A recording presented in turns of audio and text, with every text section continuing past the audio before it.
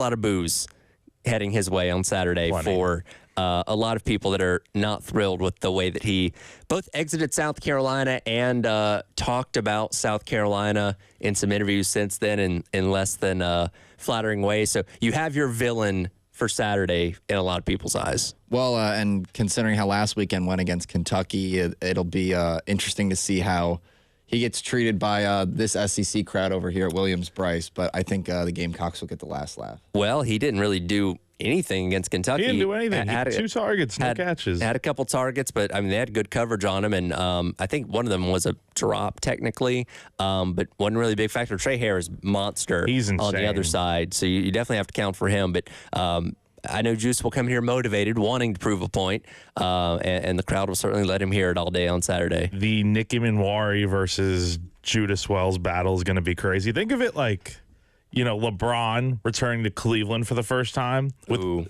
the hostile environment, or even like Kevin Durant returning to OKC for the first time. Trying to think of other analogies here, but it's kind of going to be like that. It's going to be insane, I think. Yeah. I think those guys had bigger impacts on their cities. But I get what you're saying. In terms of a hostile crowd, sure. Because obviously Juice Wells is not KD or LeBron in the sense of the impact on Columbia. Let's be real, but yeah. And by the way, Dave, I'll correct you on this. We did a couple people on the text line. It was 09, not 04, for the origination of Sandstorm. Huh? Never been wrong before. Well, there's first time for everything, Dave. So, yes, 2009 is when that happened. I think that was Javon Sneed. Yeah. Was Dexter McCluster on that Ole Miss team? Gosh, Houston Nutt was the head coach. There's a name I haven't heard in a while. That's a name. That's a nice little throwback. But anyway, huge game this weekend. Big for both sides. Obviously, Ole Miss coming off of their first loss, surprising loss to a lot of people to Kentucky, and South Carolina coming off the bye week. And as we've talked about quite a bit since the Akron game, sitting right where you want to be, or right where you kind of hope to be at the end of September. 3-1, a 3-point loss to LSU. Now, yes, the context of that game obviously changes the feelings on that a little bit, but all your goals still in front of you. And one thing to me, the rest of the schedule, not as daunting as we thought of before the season. Yes, you still have to play an Ole Miss team that's very talented. You still have to go to Alabama, which that is not going to be easy by any means. Clemson looks a whole lot better, but I look at Missouri hasn't blown me away this year. A&M, they look solid, but I don't think they're unbeatable. Oklahoma has regressed quite a bit since the start of the year. Vanderbilt, a little hit or miss there. There's a lot of winnable games left on the schedule for South Carolina to at least get back to a bowl game, which we knew going into the year was kind of objective number one. Well, yeah, I think the biggest thing from that LSU game was, a lot of people didn't know what they could really expect in terms of competing with a high-power offense, a high-power SEC offense like LSU. And I think because of how that game transpired and because it was so close, I think it gave a lot of people hope that, this Gamecock team can really compete at a high level, especially in the conference. And when you have, 3 teams that are national contenders, in the mix, and you're kind of, in the hunt with those teams, I think it's very promising, and it doesn't make the rest of, what they have to come throughout the year look as daunting as, maybe it did during the week 1. Yeah, no, I agree. Look, the schedule, I think at the beginning of the year, you look at it, you're like, oh man, look at the schedule. It's brutal again. And you look at the numbers now, it's like, okay, you play 6 ranked teams in the final 8 weeks of the season. That sounds tough, but when you look deeper into it, it's really not as bad. Like Ole Miss, they beat up on bad teams, but when they face an SEC school like Kentucky, they looked a little bit more vulnerable, I think. And it's the same deal with A&M, Missouri. Vanderbilt is hit or miss, like you said. I think South Carolina has a good chance to really have a great end to the year. But, again, it starts this weekend. And it's certainly worth debate. Would you have rather seen Ole Miss just steamroll Kentucky and come in here maybe a little overconfident? South Carolina takes advantage of them, or it's like, okay, now we've seen the flaws this team has, and we see kind of the blueprint Kentucky laid out on how to beat this team that is extremely talented, as we knew they were in the offseason. I think it's good to see. It's tough because it's like, okay, Ole Miss is going to be probably really angry coming into this game, and maybe that benefits the Rebels. But at the same time, it's like you did see what went wrong for them in that game. You saw that, okay, their defense is not all that great. Like, they have weaknesses. Now South Carolina's got a chance to go out there and expose them kind of like the way Kentucky did, because I feel like Kentucky and South Carolina are similar in a lot of ways. Yeah, I agree with you, Jack. I think Carolina and South Carolina, or Kentucky and South Carolina, excuse me, are both very similar teams on paper, but I think this game for South Carolina is a good thing because, like you were kind of alluding to kind of those flaws, I think there's just a lot that it not just showed that, there was a lot they kind of took away from Kentucky, but I think especially, I mean, again, last matchup again was Akron, but I think that, the run game kind of going into this matchup with Ole Miss is going to be intriguing to kind of see, especially because of some of the flaws that were exploited by Kentucky and because of just the easy time that USC had against the Wildcats. I think it'll be very interesting to see how Carolina kind of, capitalizes on those flaws as well. The biggest X factor this weekend is the health of both Lenore Sellers and Rocket Sanders. Coach Beamer's presser coming up today at 1 o'clock, which you'll be able to listen to right here on the game. We'll get some kind of update. Now, if one of those guys is not maybe where they need to be, I don't think he's necessarily going to come out and say, well, we don't expect him to play this weekend because you want to play your cards close to the vest. But we hope to hear positive things about both these guys. And it seems like from what we've heard, rumors, that both guys are in good shape on their way to playing this weekend, likely. You hope that's the case. And it seems from the last time we spoke to Shane last Sunday that things are heading in the right direction. Like, I expect Lenore Sellers to be good to go for Saturday. That's just my thought process right now. Rocket, on the other hand, I'm a little bit more like, I'm not sure which way it's going to go. Like, I mean, it really just depends on how the week of practice goes for him, but I do think we'll hopefully get some sort of indication today. Obviously, the SEC injury report and availability report will come out tomorrow, so we'll get further clarification on it, but I'm not sure exactly how many details Shane's going to really give out there. I think it could also be one of those things, because from what I understand, Rocket did not practice last week in the couple days they had, which is understandable because he got banged up, in the Akron game. But having essentially 4 or 5 days off to rest and heal and do whatever treatment they do will hopefully get him in good shape. And it's something that could progress as the week goes along, where maybe, okay, today we don't really know and think maybe he's not, but by Thursday or Friday, maybe he's in good enough shape. Because if he's, 85% or better, they need him. I think you got to use him, because we certainly have a deep running back room, but it wasn't until he got hurt against Akron that we actually got to see most of those guys play. And Attaway's got to play here and there. Juju McDowell's gotten some touches too. But, I don't think we have as fleshed out of a room as we thought we were going to at this point in time to, be able to say, well, if Rocket can't go, we're fine.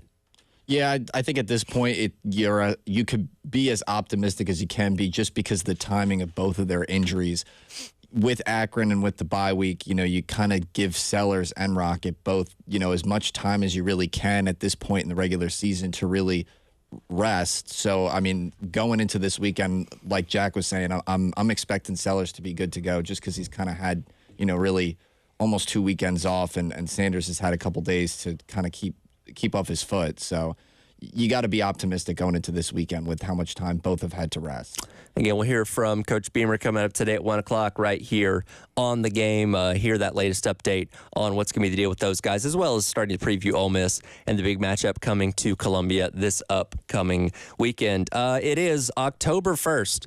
We have a full month of college football in the books. Who won your September Heisman?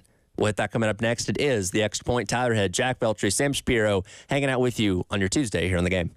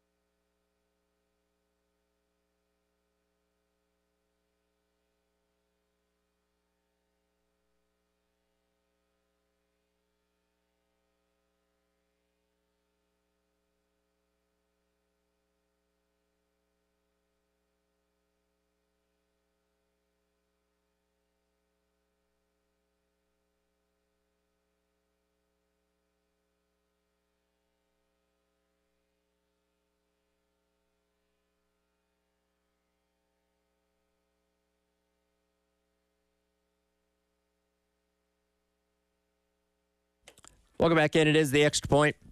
Tyler Head, Jack Beltry, Sam Shapiro hanging out with you on this Tuesday. Starting the month of October, which means we have a full month of college football in the books to learn about who the best players are up to this point. And I always like to do this. Award the September Heisman. Now, there's no trophy to this. This does not go on your resume or add to your legacy, but a fun debate to see who the best player of the first month of college football has been. And there's a lot of interesting names here. And I kind of went down the list of guys that are currently listed towards the top of the odds per FanDuel to win the Heisman Trophy. I think at the top of the list for me has to be Jalen Milroe. Obviously, leading Alabama past Georgia this past weekend was really his Heisman moment. He took over that first half. He's got very good numbers so far this year. 964 yards, 10 touchdowns, 1 interception, completing about 73% of his passes. Also has ran for 8 more touchdowns, which is heavily eclipsing the numbers he put up last season, his first year as a starter. Like, this guy is a difference maker, and he has a huge quality win on his resume over Georgia as well. No, totally. And the thing with Milroe has always been he's a great runner, but how is he going to be as a passer? And, he's always been the type of guy, okay, he could throw for, 200 yards and rush for maybe 100, and you feel really good about it because that's an overall solid day. But the fact that he exploded for almost 400 yards passing against one of the best, if not the best defense in college football is insane. That leaves your stamp automatically on the fact, this guy is right in the Heisman conversation, if not right at the top after a game like that. It was incredible to watch. He's also on pace to have a better year this year than he did last year, which is almost kind of crazy to think about. I mean, he's averaging a higher yards in the air per completion and a higher completion percentage already at this point in the season. And he's already thrown 10 scores through 4 games. In each of those games, Alabama's scored 40 or more. I mean, when you're already capitalizing on, what you've done in seasons prior, I mean, he's definitely making a good case for it. And it helps that you're on the number 1 team in the country as well. This award rarely goes to a team outside the contending bubble. So he's definitely in a good place for that. And we know this is a quarterback award, right? It is very rare a non-quarterback wins, which I'll get to some of those guys here in a moment. But I would say Jalen Milroe has to be leading the charge as of right now. Probably. I'm going to go with the sleeper and probably the not-so-popular pick. I think Ashton Genty, I mean, he's literally insane. This is like a video game type running back right here. And I saw Robert Griffin III posted something on Twitter the other day saying that this guy is better than 32 NFL running backs. And I mean, I don't know about that, but I'd be hard pressed to find a better one in college football at least. I mean, look at his numbers: 82 carries, 845 yards, 13 touchdowns. If he had played the second half against Portland State, he'd be already over 1,000 yards and rushing. I mean, against Washington State the other day, 259 yards, 4 touchdowns. And I know it's Washington State, but he went to Eugene against Oregon, prominent program in college football, Big Ten, 25 carries, 192 yards, 3 touchdowns. He is insane. I know it's a group of 5 school, but it's Boise State we're talking about. It's not like a unknown program. This is a very talented player. It is always going to be an uphill battle when you don't play in a power conference if you want a shot at winning the Heisman Trophy. But essentially, if you want to win the Heisman Trophy as a non-Power 5 or Power 4 now, you just have to put up stupidly ridiculous numbers, which so far he is doing. Now, can he keep this pace up is going to be the thing to see. But the fact that he did go to Oregon, a team that is lauded with having a really good defense, and put up those numbers against them, I think helps his case out a lot. If he can continue to keep these numbers up, I feel pretty confident in saying he'd at least get an invite to New York. I don't know if he would win the thing, but even getting invited for somebody from a place like Boise State, I think it's pretty significant. And I don't think he's necessarily going to win the Heisman by any means, but I'm thinking he will definitely have a good chance to get there. I mean, look, he plays against Mountain West schools, so it's not like he's going up against the SEC every week, and it's like he could have one bad week. Right. As long as he continues at this 100-yard pace, he'll be fine, I think. Yeah, I like what both of what you were saying. I mean, he's scored pretty much. He's already at 13 touchdowns at this point in the season off 82 carries compared to It took him 220 to get to 14 scores last year. And I mean, he's already averaging 4 more yards per carry this season. I think if he can keep that up, he's going to basically blow his 1,300 yard season out of the water last year compared to this year. And I could see him almost rushing for having almost a 2K year season. For reference, Boise State's offense has scored 26 touchdowns this year. Ashton Genty has half of them, 13. What would all right, let's put a benchmark rushing yard total out there. I don't know what the record is for most rushing yards in a season by one player. Let's say he gets to like 2,200, and he's got like, I don't even know, a bazillion touchdowns. Would that be enough at least to certainly get an invite? Oh yeah, to get an invite for sure. If he wanted to win the Heisman Trophy, if he had like 2,500 yards and like 30 touchdowns, something ridiculous like that. It's possible. It's hard to deny because, yes, he's not playing the best competition, but at the same time, he's doing to that competition what an elite player should be doing. Exactly. He's one of the elites in college football, and it's not a surprise. He's fantastic out there for the Broncos. Well, we just got to see if he can keep the pace up. Yeah. Because, again, he's off to a red-hot start so far. That's the big thing. But, again, this is a quarterback award, and, I mean, as we'll talk about here in a sec, there's other guys out there that are definitely deserving. And that's where we get to Travis Hunter out there with Colorado, who, by the way, they only got one loss. They are, 4-1, 3-1, whatever they are through, surprisingly, through the first month of the season. And, Travis Hunter is a freak. He never leaves the field. Currently, 561 yards receiving, 6 touchdowns already, as well as pulling down, 2 interceptions on the season so far. Here's my thing. The Heisman Trophy is supposed to go to the best all-around player in college football, which is why I thought Christian McCaffrey should have won it back in 2015. Yes, Derrick Henry was a monster at Alabama, but Christian McCaffrey rushed, received, and did special teams. Derrick Henry didn't do all that. I thought Christian McCaffrey was a better all-around player than Derrick Henry was back in college, and I think he should have won the Heisman Trophy. And by that same kind of argument, Travis Hunter is showing that he is an amazing all-around player on offense and defense, too. I think the biggest thing with specifically the Heisman is being dominant in their own field or their own right, kind of to make sense. So I think typically the forefront of seeing that dominance, especially in college football, is usually, the face of the offense, which tends to be the quarterback, which is, I feel like, why, quarterbacks tend to win that award more. However, in this case, you have a player in Travis Hunter that is so efficient on both sides of the ball. I mean, 561 and 6 scores on offense while you're also playing cornerback in the same game is, I mean, you can't really ask for a more dominant player in both facets if you're going to have somebody play both positions at the same time.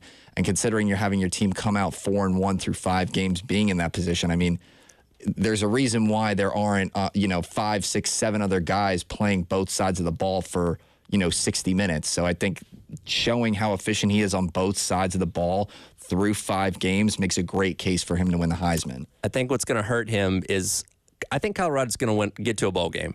They're 4-1 right now, so they got to have at least 2 more wins over the final 7 games to reach a bowl, which I think they'll do. I think they'll be a 6-7 win team, but 6 or 7 win guys typically don't win the Heisman Trophy. Yeah, I can't remember a time where a Heisman Trophy finalist even was on that quality of a team. Maybe, I mean, Caleb Williams, when he was at USC, was he, I'm trying to think, the year he won the Heisman was the year they went to, the Cotton Bowl? Yeah, and they won. Okay. They were in the Pac-12 championship game and lost to Utah. So, all right, I'm sorry. I'm thinking of the year after when they went 7-5. But anyway. Let's see.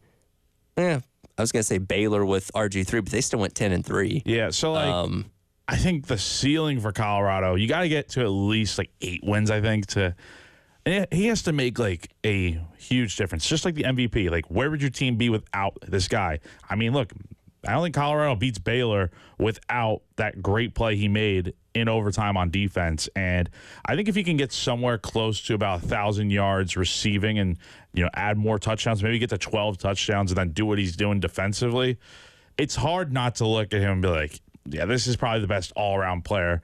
Although it's just like, the Heisman, again, it's a quarterback award, and it's tough. Last one I want to throw out here. Cam Ward with Miami is putting up ridiculous numbers through the first month of the season.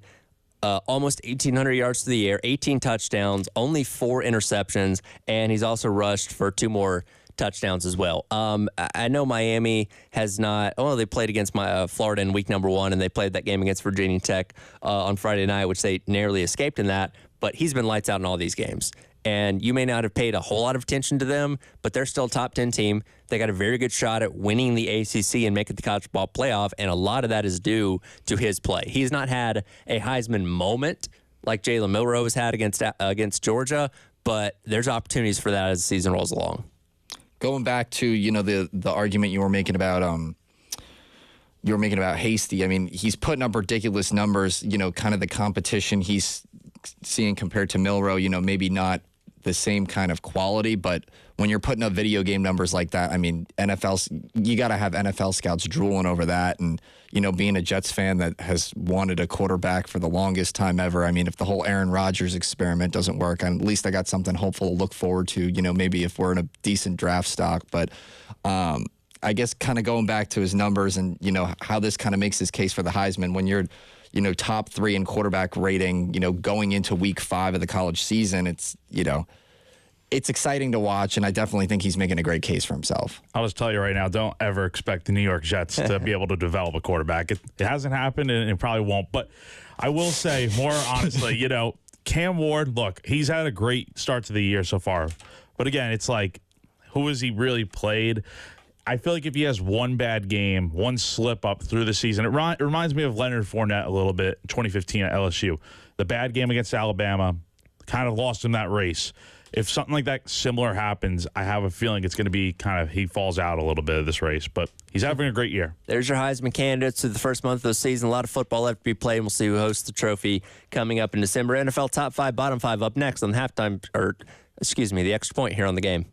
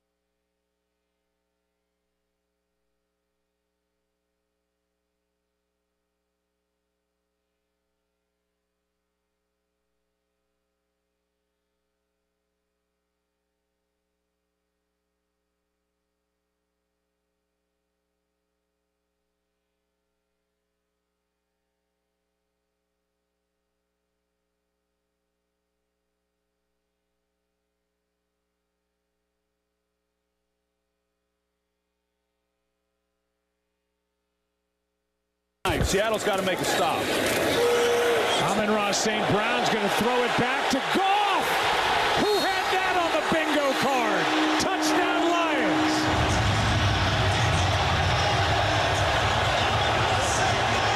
Lions. Welcome back in. It is the Extra Point. Tyler Head, Jack Belcher, Sam Shapiro with you on your Tuesday. That was called last night on ESPN as the Lions cruise past Seahawks, thanks in part to that Jared Goff receiving touchdown in that game as the Lions improve to 3-1 on the season and wrap up week number 4 of the NFL season. Quickly, got to hit our Laying the Wood segment brought to you by our friends over at Georgia Pacific. I think this easily goes to the San Francisco 49ers defense as they helped pick up the 30-13 win over the Patriots on Sunday. Here's some stats for you.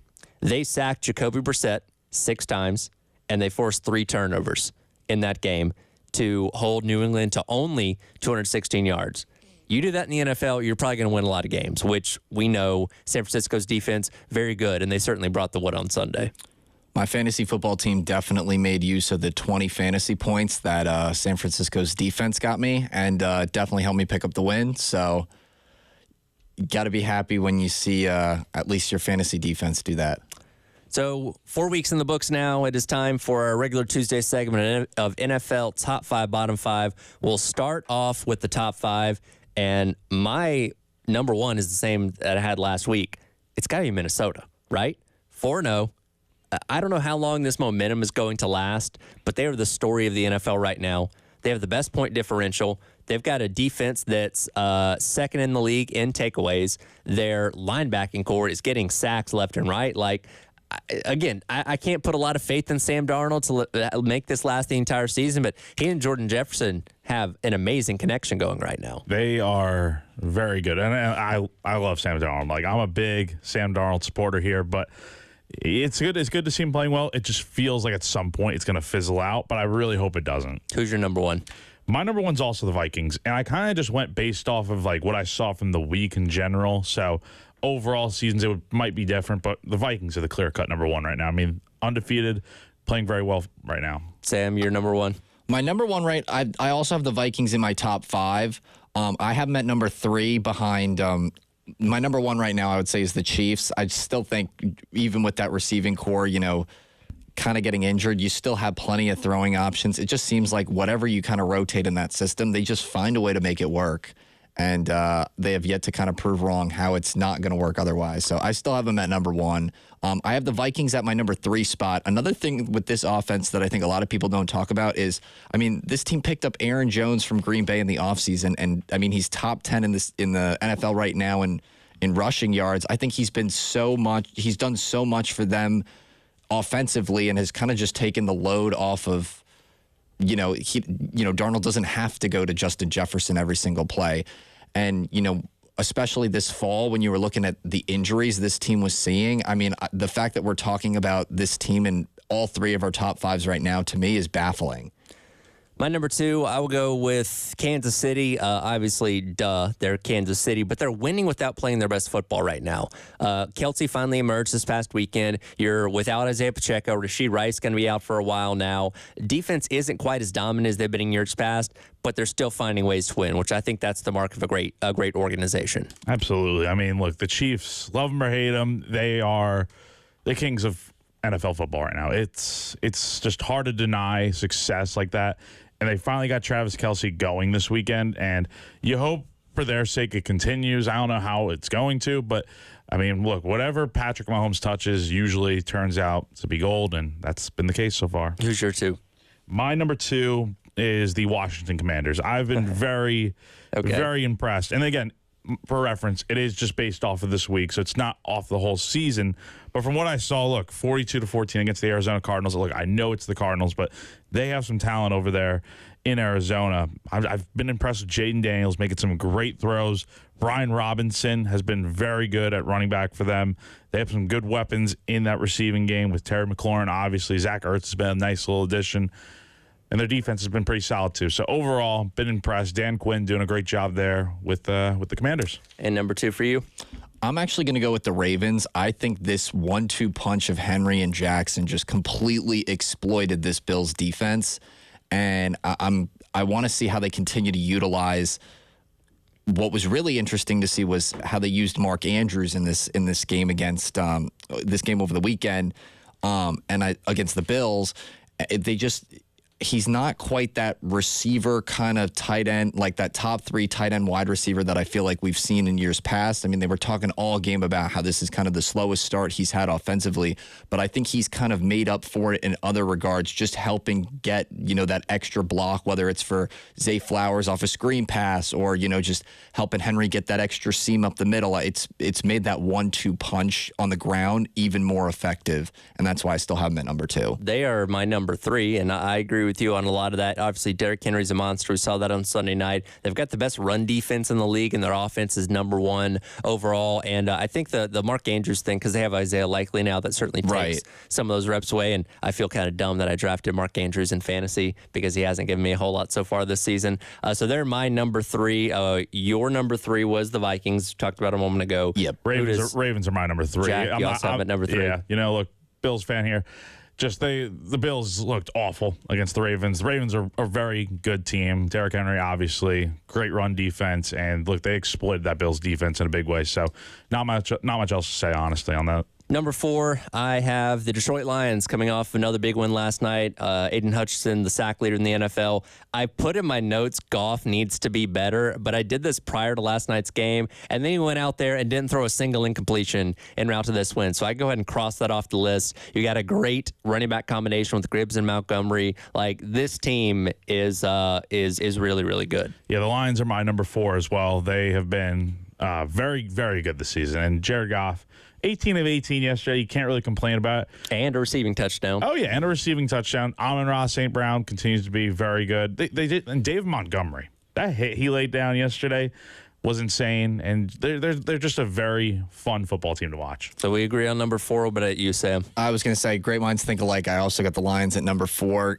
What you were talking about in that backfield with Jameer Gibbs and Montgomery, on paper, it almost seems like they both are really the starting back just because of how this offense utilizes, when they're able to attack on the ground. I think Montgomery better in kind of those, let me punch it up the middle, run the ball up the gut, down the middle, that ground and pound type of running. I think he kind of specializes in, but, when they're looking for a more finesse kind of run, a slant route or a screen run, Jameer Gibbs is kind of their go-to guy. And I think having 2 different kind of, or 2 different types of rushers to, kind of navigate through either situation makes them a really hard offensive team to guard on the ground. And then obviously you have all those weapons in the air as well. Goff has developed into that number 1 pick. People forget was that first overall pick, however many years ago. So I think that the offense, Dan Campbell has really turned this offense into one of the most promising, things really in the NFC, period. Last one here, wrap up the top 5. I have the Washington Commanders, as I think you talked about a moment ago, been one of the bigger surprises of the league so far. Not a whole lot of expectations coming into the year with Dan Quinn taking over as head coach. Jaden Daniels has broken out these past 2 games and that dominant win, which I think Cliff Kingsbury had a little animosity towards the Cardinals with that win on Sunday, but they've impressed me thoroughly through the first couple of weeks here. Yeah, they've been very good so far. My number 5 is going to be the San Francisco 49ers. I know we talked about them earlier, but look, Brock Purdy playing well. Jordan Mason in the role of what Christian McCaffrey is for this team, very good. Jawan Jennings leading the team in receiving on Sunday. Look, this team's very good, as we know, and they're finding ways to win, even despite all the injuries. And number 5 for you. I'm actually going to go with the Texans on this one. I think this weekend kind of showed that there's no really clear-cut number 1 option, I feel like, for the Texans. I feel like it's kind of been a debate a little bit between Nico Collins and Stephon Diggs. And I think, Nico kind of going off this weekend has kind of showed that, even though Diggs might be kind of the main guy in terms of overall catches or red zone scores, either is really poised to kind of have a great game, and whoever you kind of sag off is going to take advantage of that. That is our top 5. We'll hit the bottom 5 to wrap up today's edition of The Extra Point, coming up next on your Tuesday here in the game.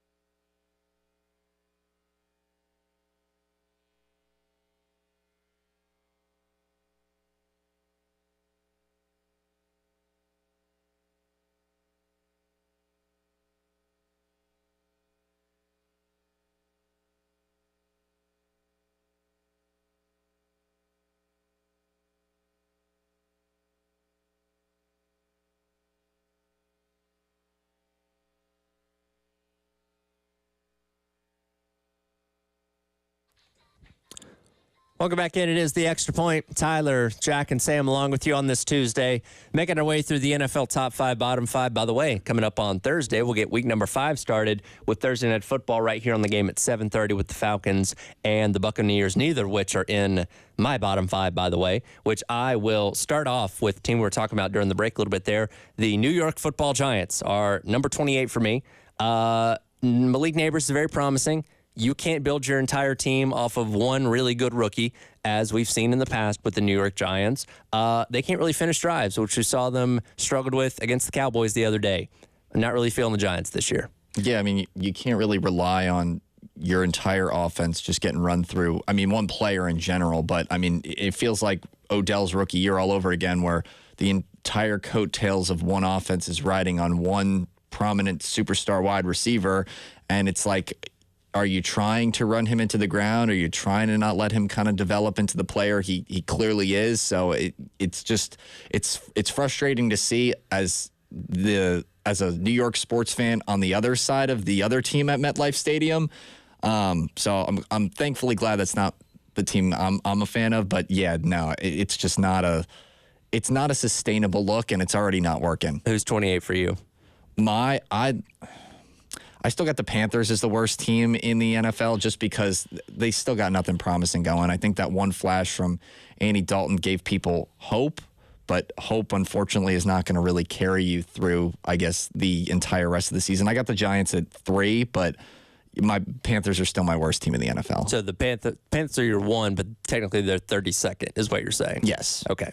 So my worst. So I guess this is like going from 5. Descending order now, okay. because I see. your 5th team would technically be 28th on down to 32nd. Okay. Yeah, that makes sense. I'm struggling with this. So I'm going to go with a tie here for the week.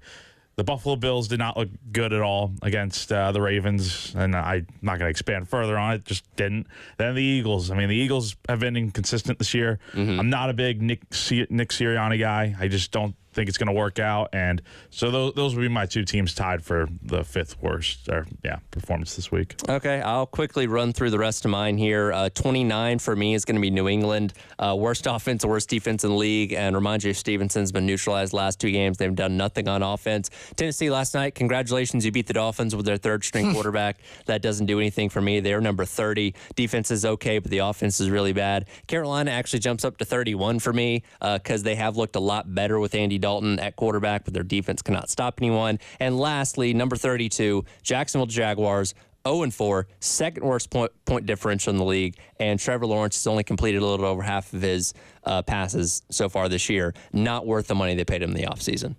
Definitely not worth the money, and it's they got a good team. It's just the results are not coming. But I'll run through my rest of the 5 real quick. After the Eagles and Bills, for the worst performances of the week, the New York Jets. I mean, look, they 9 points in the Zach Wilson revenge game. I mean, look, it's pathetic, and they got to be better. Quite simple. The Browns, they have just been, I kind of want to say terrible this year. They just haven't been good. It's plain and simple. The Miami Dolphins, like we said, Tua's hurt. That team in general is just not the same without him out there, and they need him back badly. But it doesn't look like it's going to happen anytime soon. And then the Jacksonville Jaguars are the worst team of the week. 0-4, needless to say, it's not working. And your 5, Sam. And so my worst team in the NFL got going from the 32 to 28, because I know I kind of mixed that order up a little bit. My worst team definitely got to be the Panthers. Like you were kind of saying, defense can't really stop anyone. Looking slightly better on offense with Andy Dalton in command, but they still got a ways to go. Patriots, I think, have scored once in the last 2 games. That line cannot protect Jacoby Brissett to save their life. Going back to the Giants, you can't ride on just one wide receiver to kind of carry your entire team, and they got to figure out something else. Devin Singletary's got to pick something up on the offensive side of the ball because Daniel Jones clearly isn't going to do it. Doug Peterson clearly proven to not be a good captain of the ship, leading the 0-4 Jacksonville Jaguars. And then at number 5, I also have the Jets on there. I mean, 9 points. Come on, man. You're at the goal line so many times, and you have Braylon Hall and Breece Hall in that backfield, and you can't get it done. They got to change something on the coach in front there as well. I mean, you have so many offensive weapons. I'd love to know what the excuse is. As a longtime suffering New York Jets fan, I'd love to know what the excuse is. Well, Nathaniel Hackett. I was going to say, you also don't have prime Aaron Rodgers. He's good, but he's not, the best version of Aaron Rodgers we've ever seen, and he is 40 years old. You have to remember that. He's better than any quarterback we've had at least since 2018, so it's very, very, as a longtime Morning Jets fan, it's very frustrating to see. By the way, it just popped up on ESPN2. Jets still not a playoff team, so right in time with that popping up on your list there. But that's the NFL top 5, bottom 5. It's been a very interesting first month of the NFL season. And look, there's a lot of parity in the league across the board, but definitely you can tell the gap between the top and the bottom of the league is pretty significant when you look at like a Minnesota compared to where Jacksonville is right now. Yeah, it's definitely been a fun season so far, but I have a feeling a lot's going to change over this next month as we go through October, and we're going to see a lot of, like the Jets. Are they for real? Are they not? We'll find out. So I was going to say, week number 5 coming up here in just a couple days. We'll hit our top 5, bottom 5 again coming up next week. I'll do it for today's edition of The Extra Point. Coming up next, it is the Gamecock Club Hour, presented by Krantz Heating and Cooling. Max Kaufer, new addition to the Gamecock baseball team from Texas A&M, going to be joining myself and I believe Wes Mitchell coming up in the next hour on your Tuesday here on The Game.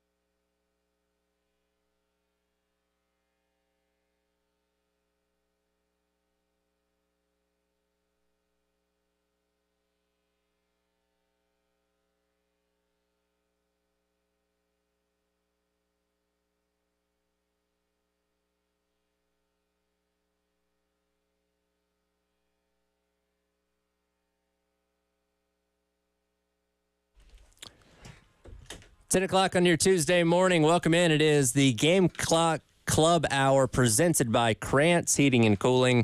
Tyra Head and Wes Mitchell along with you. Another guest from Gamecock Baseball hanging out with us today. Max Kaufer, a newer name to the Gamecocks, transferring over from Texas A&M, but a name we should be hearing plenty when the spring rolls around. Max, first of all, appreciate you taking your time this morning as you guys have just gotten rolling with everything going on with fall ball, right? Oh, yeah. Got going yesterday, got to play a 2-inning scrimmage, and thanks for having me. Yeah, Max, we were just talking off air, man, so I know this is kind of what it's all about. You'd rather be out there facing an opponent, I'm sure, but just being able to get back out there with the guys, not just having individual workouts or lifting or any of that stuff, just going and playing some ball. How has that been? What's kind of the energy around the team right now to just be back out there, man? Oh, yeah. I mean, everybody loves to train. Everybody loves to, hit in the cages and get better that way, but there's nothing better than getting out on the field and facing live pitching and being put in game situations. So, that's what we want to do every day, and the vibe around the team is, we're getting to know each other, a lot of new faces, as you guys know, and we're trying to get closer and closer and closer, and form a bond because, that's the best part about college baseball is the guys and the experience that we get with each other. Do they make you all stand up on the first day of practice and do the "Hi, I'm Max, I'm from here, here's one fun fact about me," or anything like that? No, but all the newcomers yesterday sung "We Hail to Carolina." Okay. Yeah, so we all got to did sing that. the alma mater. Yeah, we did that in front of the whole team. Who's the best singer? Maybe me. Okay. Maybe Coach Maneri did it too. All right. He did a good job. So Maneri's got some pipes on him. He can sing? Oh yeah. We all did it together, but I was standing next to him and he was He's belting it out a little bit? You can tell even group settings who's good and who's not. Yeah, just by the tone of somebody's voice. If they're you're like, I wouldn't want to hear that guy get any louder, So, yeah. So you bring up Maneri. Obviously, the resume kind of speaks for itself. But what did you know about him as you were sort of considering where you were going to go?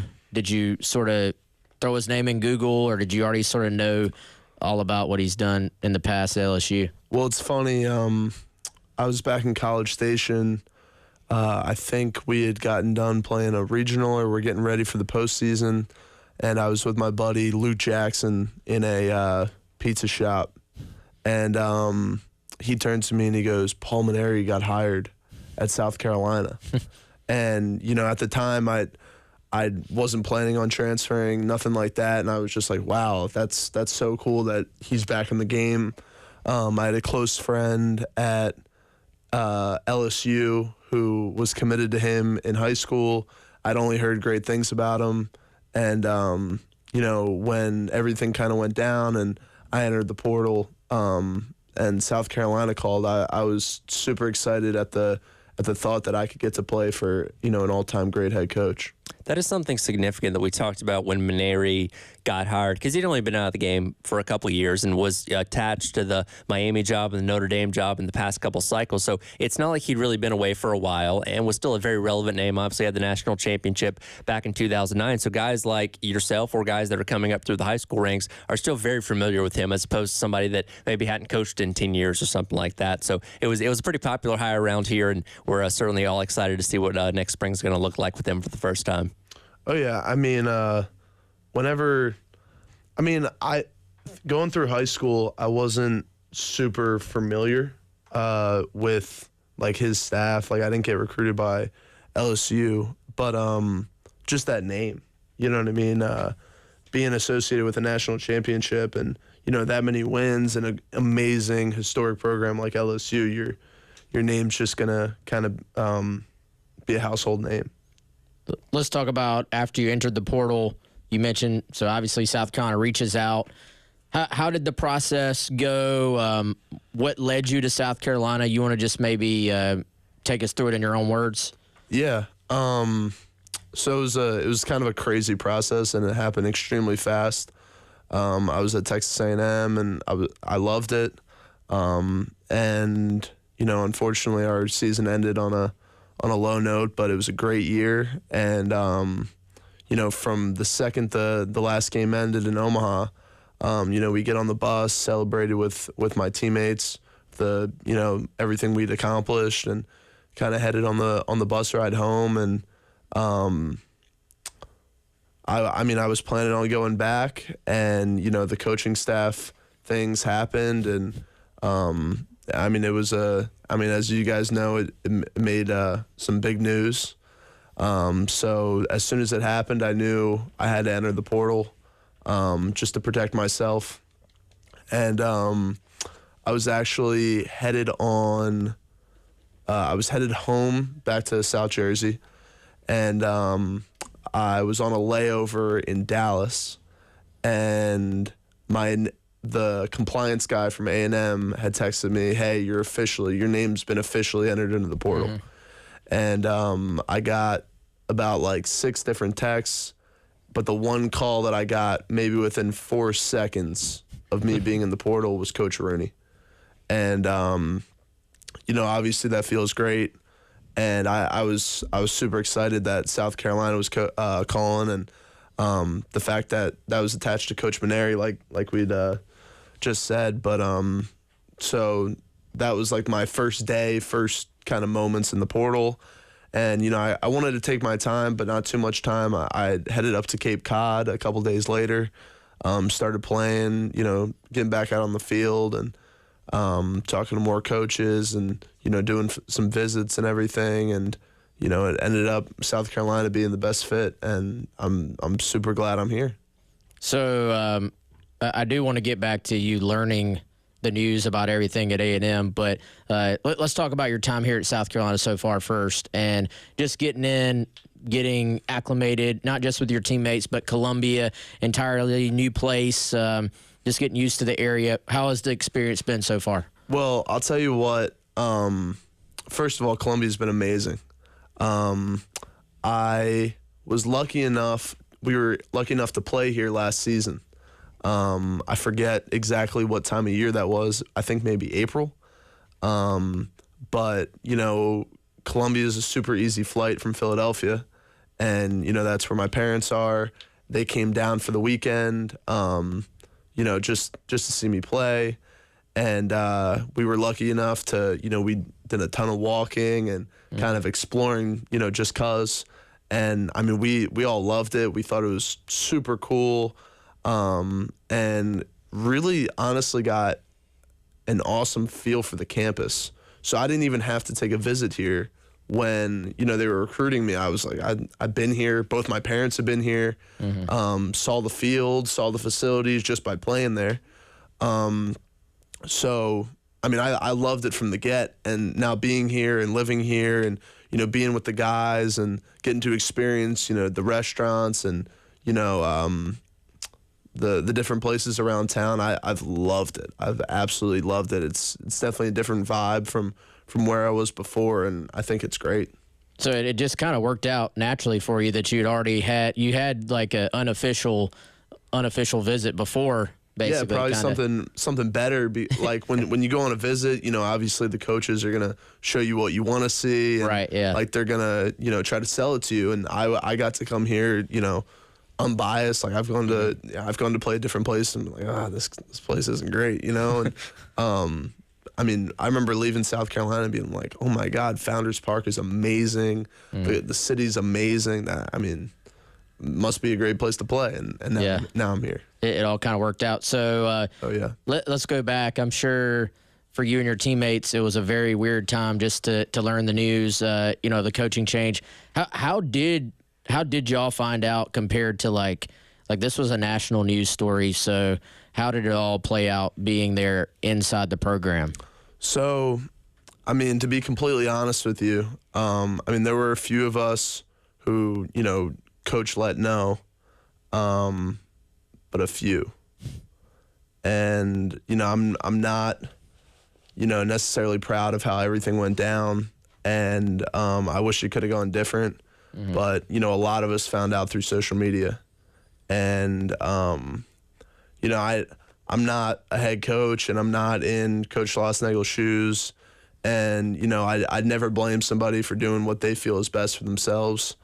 But I do wish that it happened a little bit different. And, Yeah. So Now, what after everybody found out the news? I'm trying to remember how exactly it went down after that. Did he address the team formally? Was there a meeting, or did he just take off and go? took off and went. It was pretty disappointing, but we're all younger guys, and I don't know. I'm not a head coach, and I've never been in that position, and it's kind of tough to, like you say, oh, you should have done this. You should have done. I believe that we definitely deserved as his players to find out from him, and there to be a conference or whatever you want to call it, or a meeting. Mm-hmm. But that's not how it went down. And you know what though, I remember sitting there cleaning out my locker, knowing I was hitting the portal, and thinking this whole process is going to be really good for everybody in the locker room. I love A&M. It's a great university, and I was really hoping that they would they would do something that worked for the program. But I knew as far as all the players went, I think we had 17 or 18 guys enter the transfer portal, and when you're in college baseball for a year, maybe 2 years, you start to understand the landscape. You start to understand, maybe where you stack up against players all over the country. And so when you kind of enter the transfer portal, you get what you might deserve a little bit more, and you can really make more of an educated decision than you could have in high school, because you're going into it for 1 year rather than 4 years or 2 years. And it's a lot easier to make a decision like that.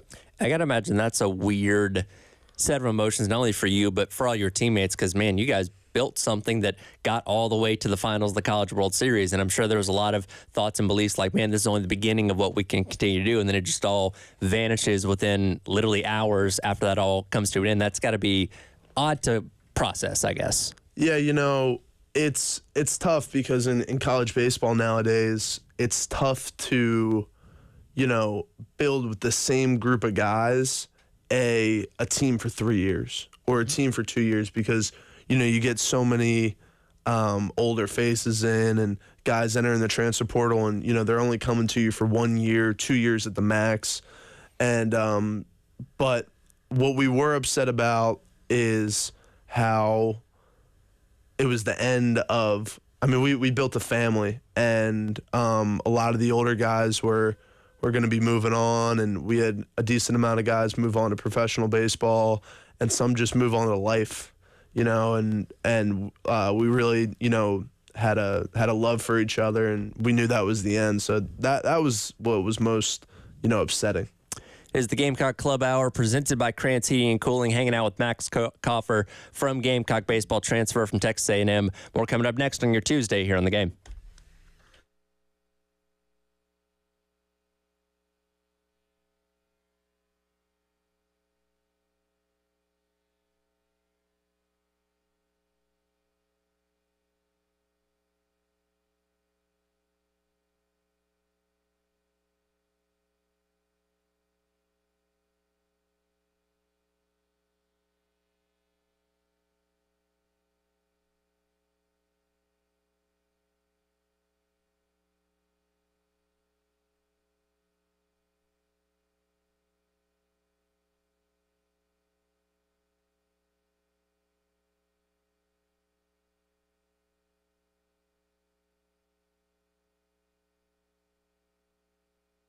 All right, guys, football is rolling along.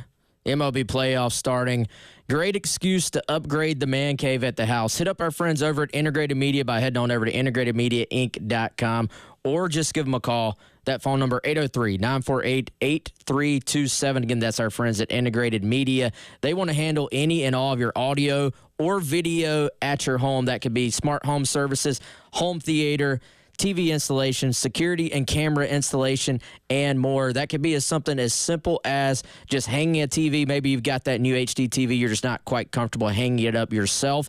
Want to call in the professionals. They can handle that for you. Or it could be something as big as that whole home theater. You maybe got an extra room in the house that you want to turn into a home theater system. They can handle that for you too. Whatever you can dream up with your audio or visual at your home, they can handle it for you over at Integrated Media. Again, that phone number, 803-948-8327 or integratedmediainc.com.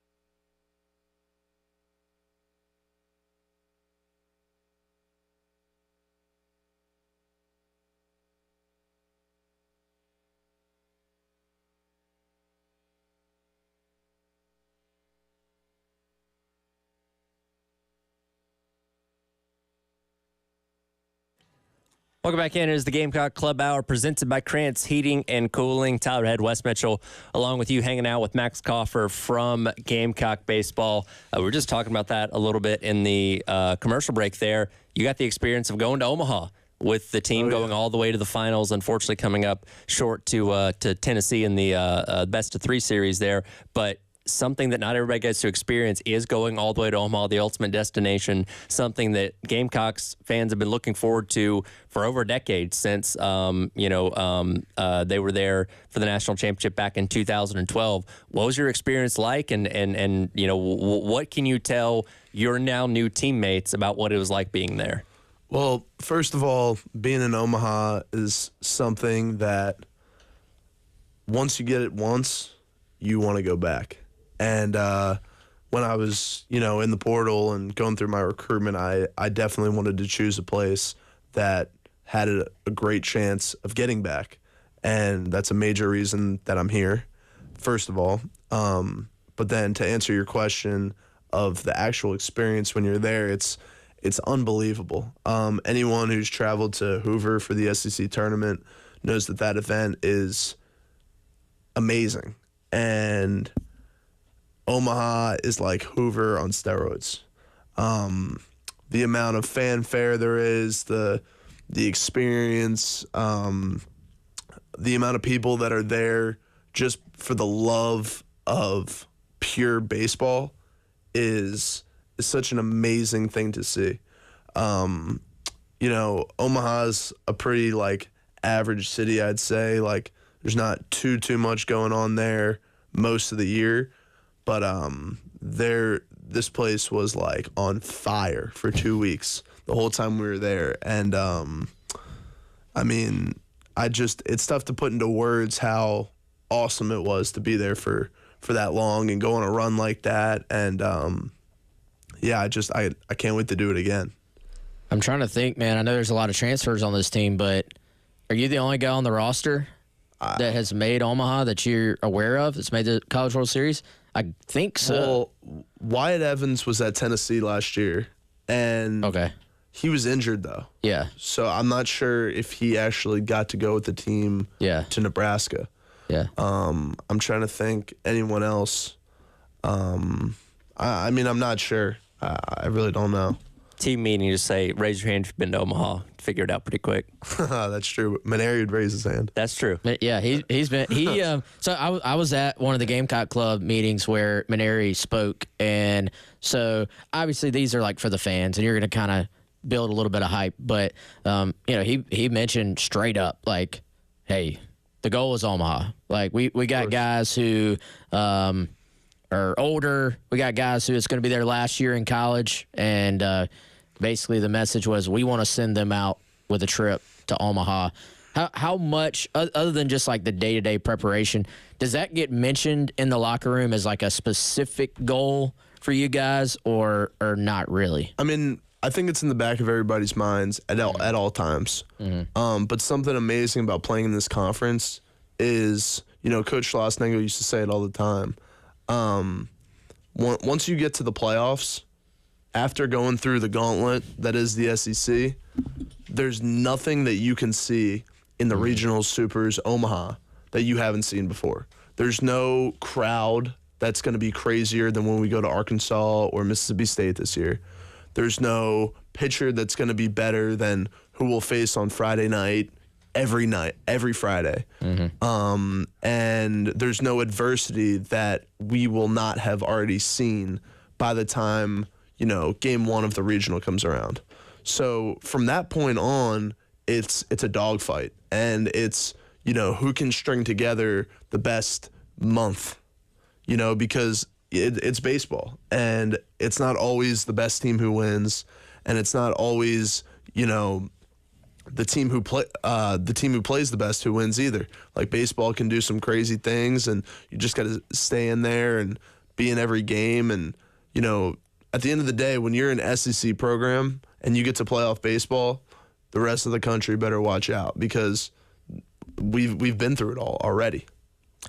When you look at that A&M team this past year, what were the qualities of it that made it as good as it was? Because, look, when you play in the SEC, everybody's good. All these guys come from all over the country and stuff, all elite-level baseball players. What set you guys apart from not only everybody else in the league, but everybody else in the country when it was all said and done? We loved each other. We were an extremely, extremely, extremely close team. Nobody ate food alone. Nobody hung out alone on the weekends. We didn't have cliques. We were always together as a team doing fun things, whether it was at the field, away from the field, off days, you head into the field, to get your lift in, we'd go play fungo golf after.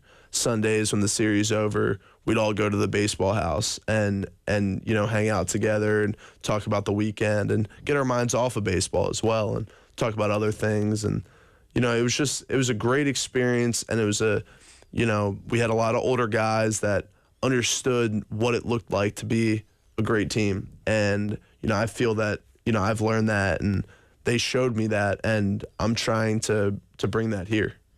I think it's interesting. We have a lot of transfer guys in here on the show, and a lot of times this guy's maybe coming from like a, quote, smaller conference, and they're sort of getting used to SEC life. You come over from A&M, there's something about SEC culture, I feel like, that's just different. And I thought one of my favorite quotes from Maneri, he actually spoke yesterday. I don't know if y'all pay attention to the press conferences or whatever at all, but he said no Saturday practices because Saturday falls are for football. And I was like, that's like the most SEC thing I've ever heard. You come over from obviously a school that appreciates football. You got, Kyle Field and 100,000 fans. And then I know you've been over there for some football games here so far. How cool is it just playing at a university that also has so much passion for multiple sports? Well, first of all, I think that's awesome. Coach Maneri, like, he really understands that we're more than, just baseball players. Mm-hmm. And, we are in college, and part of being in college is being a college kid and going to those, football games and supporting the university and really, feeling prideful that we get to go to University of South Carolina and play on the baseball team. And I think, it can be easy to lose sight of that when you're just in this, small world and you're just headed to the facility every day and you're doing your stuff and you're not really walking around on campus and going to football games or basketball games and, really getting to know the university and what it stands for, what the fans are like, what the other students are like and stuff like that. So I think, it makes us want to go out there more, and it makes us more excited for baseball season when we're sitting in the stands doing Sandstorm, and we're like, wow, like, we're going to get to go out there in however many months, 4 or 5 months or whatever. And, that's the biggest thing, like, getting us excited to be here and to play here. How would you rate the Willie B experience? Amazing. So cool. I did my first Sandstorm, the ODU game, and waving my towel, and it's so cool. The Aggie yell, there's towel way with that too, right? Everybody just kind of put that habit out of your mind now that you do Sandstorm. We just kind of like wave towels like really hard for no reason at A&M, but there's no choreography to it. I don't think so. They had so many traditions that like. I got a few of them down, but the vast majority of them, I have no idea what everybody was doing. So you didn't go to the midnight yell practice thing? I never got to go to a midnight yell. Nope. That's a different tradition right there. Did you make it to College Game Day when they were over there? I didn't. Here? Well, I went to the game. The game, yeah, but not the. Yeah, I didn't go to the actual like booth or whatever you'd call that. Yeah, it was mobbed. Well, you had to have camped out the night before if you wanted a good spot. I know. So. I didn't feel like showing up at 11 p.m. for something that was going on at 12 a.m. or 12 p.m. That's understandable. We'll continue on with the Gamecock Club Hour presented by Crant Heating and Cooling. Continue to learn about Max Kaufer from Gamecock Baseball here on your Tuesday on the Game.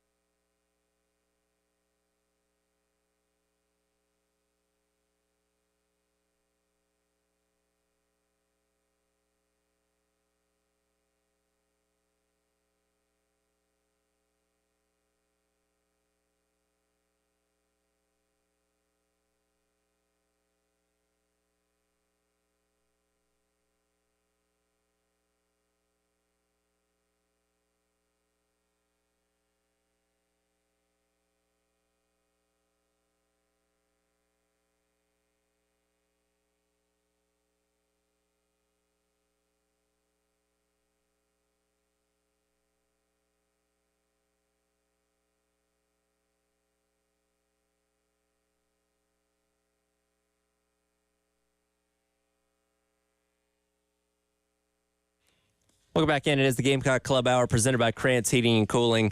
Tyler Ed, Wes Mitchell, Max Kaufer from Gamecock Baseball hanging out with us. Reminder, as football returns this weekend, Lower Lisa Special Teams Touchdown Contest is back. If the Gamecocks score a special teams touchdown, you could win $500 this weekend. Just go online to 1075game.com and register for your chance to win. And again, $100 goes in the pot each and every weekend as the season rolls along. We've talked a lot about what's happened on the diamond so far. Let's get to know you a little bit off the diamond. First, as the MLB playoffs get rolling, do you have a favorite Major League Baseball team that you like to follow? Yeah, I'm a Phillies fan. Okay, well, that's Sorry, a little bit controversial for me and Wes right now, Max. but Okay. I'll congratulate you on the NL East this year. Yeah, I kind of like when we're a wild card team and like everybody doubts us, and I don't know about this whole like front running thing going on. Yeah, y'all like ran away with this thing, man. It was a butt whooping this year, that's for sure. Yeah. Hopefully they can lay off the sliders away this year in the playoffs. Big Bryce Harper guy. Of course. What do you think of this idea? I see a lot of people talk. In football, you have a bye week, and it's like, all right, that's a good thing. Everybody can get healthy. It's just a much different game. Baseball, so timing based at the plate, and just seeing live pitching. A lot of Braves fans like myself, we've got a really good excuse the last couple of years. Like, hey, we had to sit around for a week. What do you think about the way the playoffs are structured right now? Like, how much do you think it affects a team to like take a full week off and not see real live pitching? I mean, I think there's definitely something to be said about playing with a hot hand. And like last year when, the Phillies hosted the Marlins and just whooped on them. And like, as a player, you're like, I mean, all right, let's go. And I think there's definitely something to be said. At the same time, I've never played 162. So you play 162 games plus spring training. I think you're bound to be pretty tired. And so it's tough for me to sit here and say like, oh yeah, I'd want to like just keep running, like keep going. I think the players definitely, especially the pitching, they want that, they want that week or whatever it is, 5 days. I mean, I don't think it's too big a deal. I might say it's a big deal if the Phillies lose in the divisional, but I don't think it's too big a deal. So, a question here for something from a Braves perspective, who obviously had to win last night against the Mets. They hopped on a plane. They're playing at San Diego tonight. So a cross-country flight. What's the impact of a long flight and playing baseball either the next day or the day of? Because I'm not sure what time they left, but it's a pretty quick turnaround they're having to do. Well, I've experienced two things similar to that. One, first of all, in college, your travel day is on Thursdays. So you for like a Friday, Saturday, Sunday series. So, you get there, midday Thursday, you get to the hotel, like it's super, it's easy. You get to the hotel, you put your stuff down, you grab a little food, you head to the field, you get acclimated with the dimensions and, you leave your stuff there and then you have like the whole day Friday to kind of, I've never experienced like fly, get off the plane and play. I think that probably, that might be different. What I did experience, though, like this summer, as soon as we were done in Omaha, hopped on a plane, flew home, and the next day I was driving up to the Cape, drove, it was like 7 hours, got there, I left at 6 a.m., got there at 2 o'clock-ish, just in time for early work, and then played that night. Ooh. And I mean, I did well. So, like, I don't know. It's definitely I'm sure it's tough for those guys, like, and especially the time difference might mess you up. I don't know. It's tough for me to speak on that as a college player. Yeah, probably some adrenaline involved too. Like that. Like that first game, like when you had driven all day, and then you're probably like, all right, I can hype myself up for this. I think doing it over and over and over again would probably stack up pretty quickly, I would think. But yeah, but then it's the playoffs. Yeah, you know, and like you get all those people in the stands, and got to ride the wave a little bit. I feel like. And I mean, anything could happen in a 3-game series. Like, let's be honest. Anything. If you put the You know, who's the worst team in baseball this year? You throw White them Sox. in. White Sox. Oh yeah, you throw the. Yeah. I don't Well, know. man, I don't know. Maybe not the White Sox. The second worst. The team. second worst team. I think could go and beat the Phillies or the Yankees or whoever tonight. Yeah. And I don't think that I know that. Yeah, for sure. So let's stay off the field a little bit. We like to talk about food here a lot. Favorite meal, like what kind of hey, you got that one last meal, you could put anything you want on the plate. Are we going steak? We going pasta? What are we going with? Donkey's cheesesteak from Medford, New Jersey. Okay, That's very where specific. I'm from. Yeah. About like 4 minutes down the road, there's a place called Donkey's, and the cheesesteaks they're unique. You're used to see them coming on like a hoagie roll. Mm-hmm. They come on like this round sesame roll, and I mean they must be 80,000 calories. Like those things are just filled with grease, and I mean, but they are good. So if anybody listening is ever in Medford, New Jersey, I think there's a location in Camden as well. If you're ever in that neck of the woods, head over to Donkey's. That place is insane.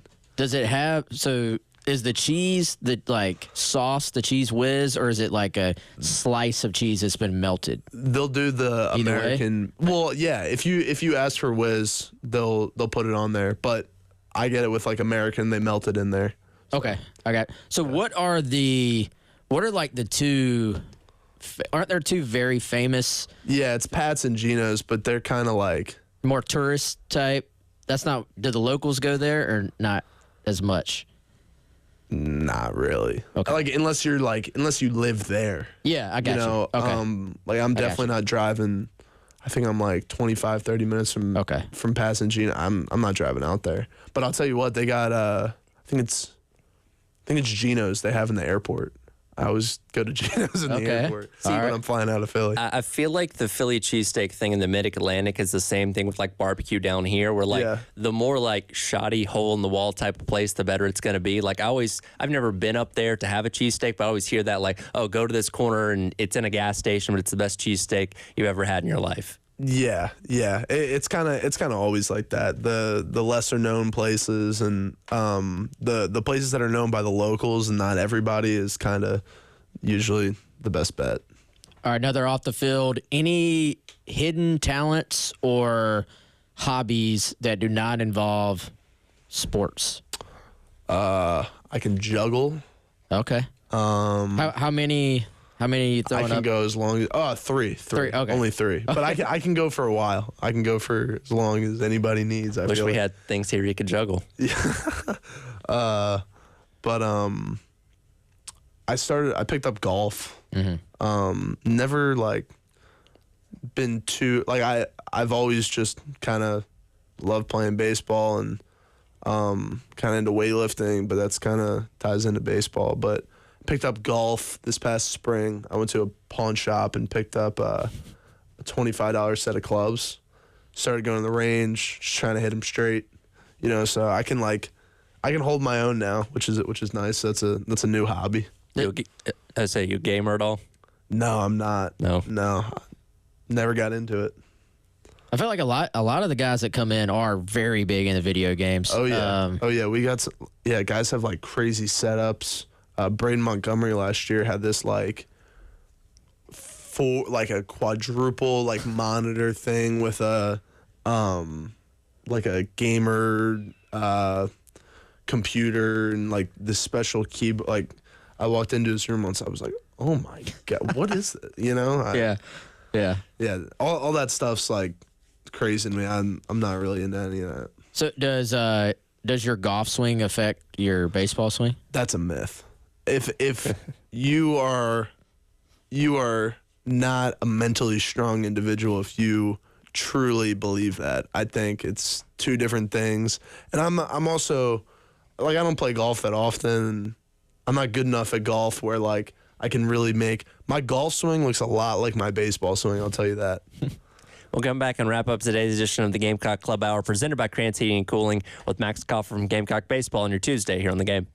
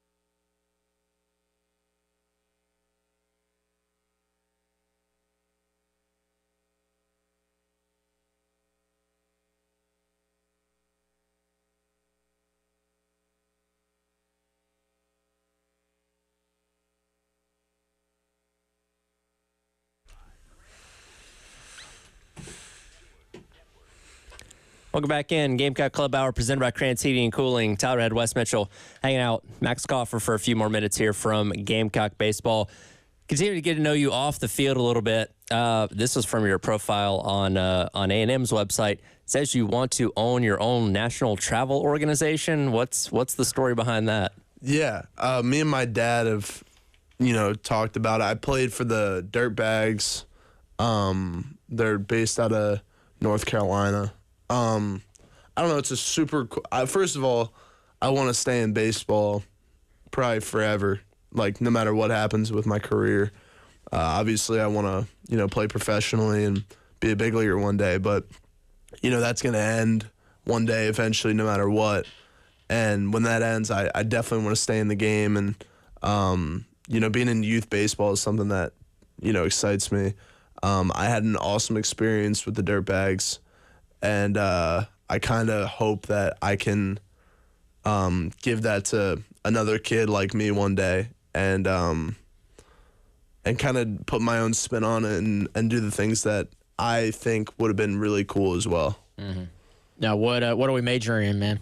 I am currently in political science because I need to get a degree, and I had some credits that didn't transfer over from A&M, and I came into school a semester late or semester earlier, however you want to look at it, and I just want to I really want to get a degree from here, and that's kind of the best route for me right now. What's the most interesting thing you've learned in poli-sci so far? I wouldn't say it's. I don't know if the class actually applies to political science, but in one of my classes, we're taking like a deep dive into artificial intelligence, AI. And we had a speaker come in who owned like an AI company. He talked to us for a while, and we learned all about like how to use AI and how to use it productively. And like obviously there's like some stigma out there about, oh my God, it's gonna take over the world and kill all of us. But he kind of showed us like some interesting ways to use it. And like we're doing a baseball tailgate like with all the guys on Saturday for the Ole Miss game, and like I made a flyer on ChatGPT because he taught me. So that was pretty cool. Yeah, I was actually about to ask, is AI gonna take over the world? I mean, I hope not. I think like with everything, everybody, like when smartphones came out, I remember my parents were like, they told me like they didn't want to get an iPhone, they wanted to stick with their BlackBerry, and like everybody's gonna be like that at first and be like, oh, I don't want to use AI, like right. I'll just do it myself. But then eventually everybody else is gonna use it, and we'll all use it. It'll be like another thing in our lives. No doubt. So obviously this is a Gamecock Club interview, Max, and I know you've got an opportunity to not only do this interview but do some autograph sessions out there, meet some of the fans. What has the NIL and Gamecock Club specifically support been like for you at South Carolina? It's been such a cool experience getting out with the fans. The Gamecock Club has been all that I could ask for. Just helping me out with like moving here and getting acclimated to Columbia. But like you said, being out before the football games with the fans and, them coming around and meeting people and, kind of getting my face out here. It's such a awesome experience, and I'm so lucky to be a part of it. You come from a place in College Station that took its baseball very seriously. Has it, set in how seriously it's taken here as well? I know we haven't gotten to the season yet, obviously, but, baseball is such a big deal here in Columbia, too. Yeah, I can tell with the type of support that we're getting out there. People really know their stuff and really, really care. And I think, just with the way that Coach Maneri's been welcomed here and how much people love it here, it's so apparent, and it makes a player like me and like all my teammates extremely excited to get out there in February. I know y'all are back out there this week. What does this week look like for you guys, and then obviously you personally as well? Well, with NCAA, they have like the 4-hour weeks and then the 20-hour weeks. So we just started the 20-hour weeks, and yesterday we had our first practice, went great. super excited to be out there with all the guys. And, I mean, it's just more, more with the coaches. Like, even in 4-hour weeks, we're still at the facility a ton. Like everybody, like we're at South Carolina. Everybody's a great player. Everybody wants to get better. And so we're, doing a lot of things on our own. And now really the only like main difference is the coaches get to be with us, which is awesome. Is there a name, and obviously a lot of new faces with transfer portal guys and stuff, is there a name that kind of sticks out to you from what you've seen so far that people really need to be aware of going into the spring? I'd say my 2 roommates, Nolan Naraki and Nate Hall, both Clemson guys, came over from the dark side, and they came to their senses. Yeah, they came to their senses. I got to play summer ball with them both 2 years ago. Both awesome guys and both great athletes. Nolan's an awesome infielder, and Nate can really track down balls in the outfield. And I think both of them are going to make a really large impact on the team this year.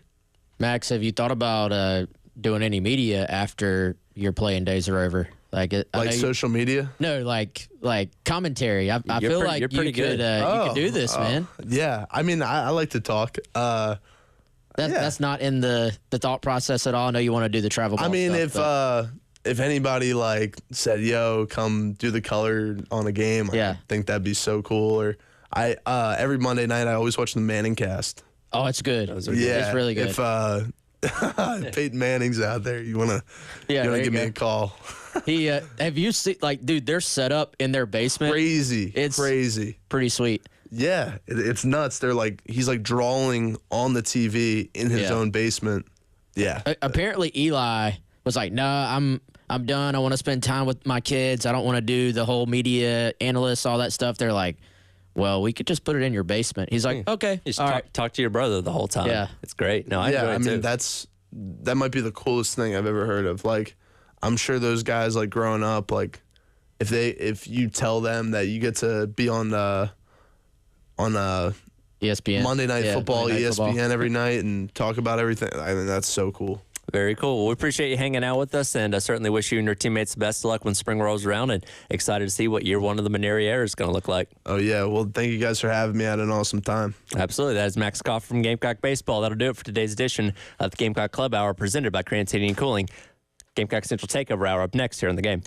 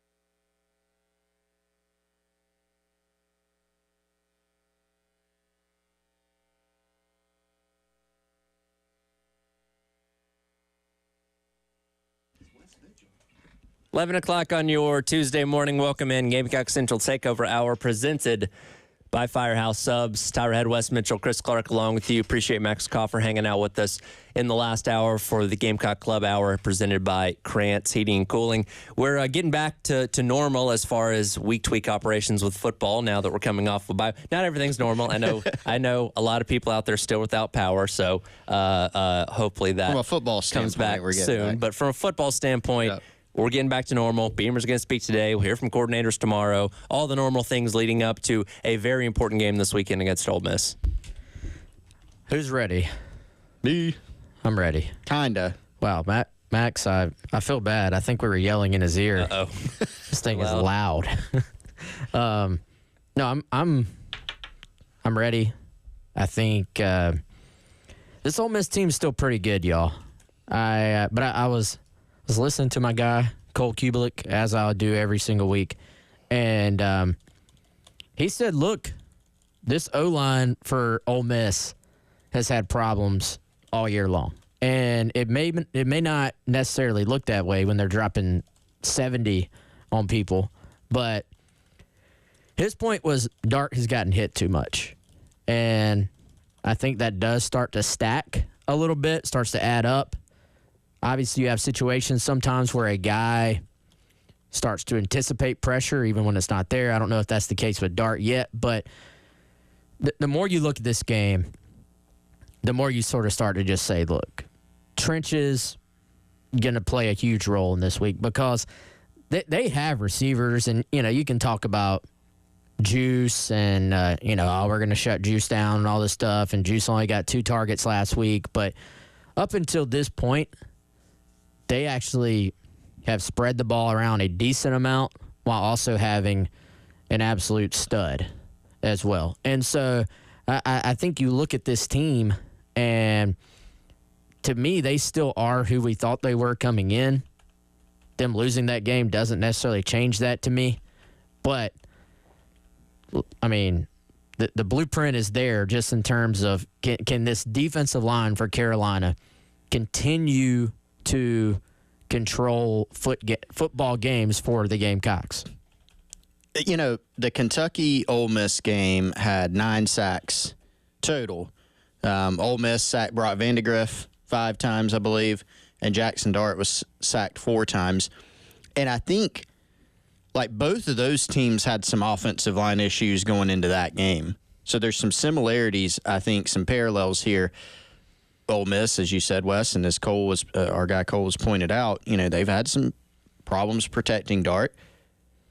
He's gotten hit too much. Even, you look at their competition level, Kentucky's really their only test so far, which they obviously did not pass overall. And when you boil it down and go a little bit more micro, they didn't pass the pass protection test, I don't think, well enough. Kentucky, as was well documented when South Carolina went to Lexington, had a lot of problems protecting the passer. So now you fast forward to this week, you've got an Ole Miss O-line that's had some issues in pass protection, playing a Gamecocks defensive line that at times, bless you, Tyler. Thank you. At times has looked unblockable. Remember the LSU game? First half of that game, I told some people sitting next to me, I'm like, LSU cannot block Kyle Kennard right now in South Carolina. They can't block him. They made some adjustments. They ended up winning the game. They got better, LSU did in the second half, but still, overall, South Carolina won that battle, that heavyweight fight that we all talked about. Certainly, South Carolina won the battle against Kentucky in the trenches. But now you look at it, Ole Miss, they have a very deep and talented defensive line that's been built, almost entirely through the transfer portal. Jared Ivey. Georgia Tech had Jared Ivey and Kyle Kennard on the roster at one point, by the way, 2020, 2021. Jared Ivey, Walter Nolan, Princely U, I'm not going to try it. Several other, and they got some other guys as well. They can wreak some havoc on you as well. And as we know, South Carolina up front, and I'm going to include not just the offensive line, but the tight ends, the running backs. They've had some issues in pass protection too. Carolina's quarterbacks have at times not gotten the ball out fast enough. So it really, you could say, it's the offensive line up front. It is, but it's also those other factors, those other positions, quarterback, tight end, running back. So I kind of get the same sense in this game of, which team can A, wreak more havoc defensively, or B, which team, can protect their quarterback just a little bit better in this game. Well, I think it's kind of interesting what expectations do going into a year. And you look at this Ole Miss team, and I think I mentioned this yesterday. I was listening to one of their podcasts, and it's funny how quickly like a narrative will just shift. And this goes from being an Ole Miss team that they're like, playoff team, and they're built to finally sort of match up with some of the best in the league, and then to people going, well, if what we saw Saturday is what this team is, then is Lane Kiffin really the coach we thought he was? And Lane Kiffin has taken Ole Miss to unprecedented heights, but is he capable of doing more? And it just shifts in a blink.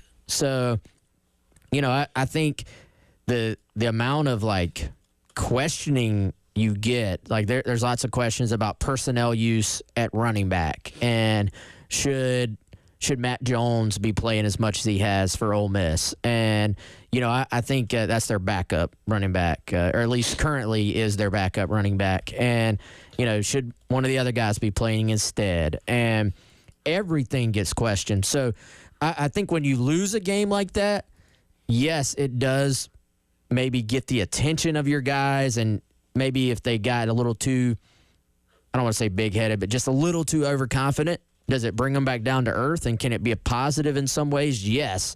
On the other hand, when the expectations for your team were so high going into a season, the little fan murmurs get very loud very fast. The questioning of everything you're doing gets very loud very fast. If you don't have those expectations coming in, it doesn't necessarily play out quite like that. So can Ole Miss keep it in the locker room in terms of just, I don't know if it's got to be an us against the world. I don't know what the messaging is, but point being, it's funny how quick some of the chatter around this program has shifted from playoff team to or the negative things that outsiders say about Kiffin true.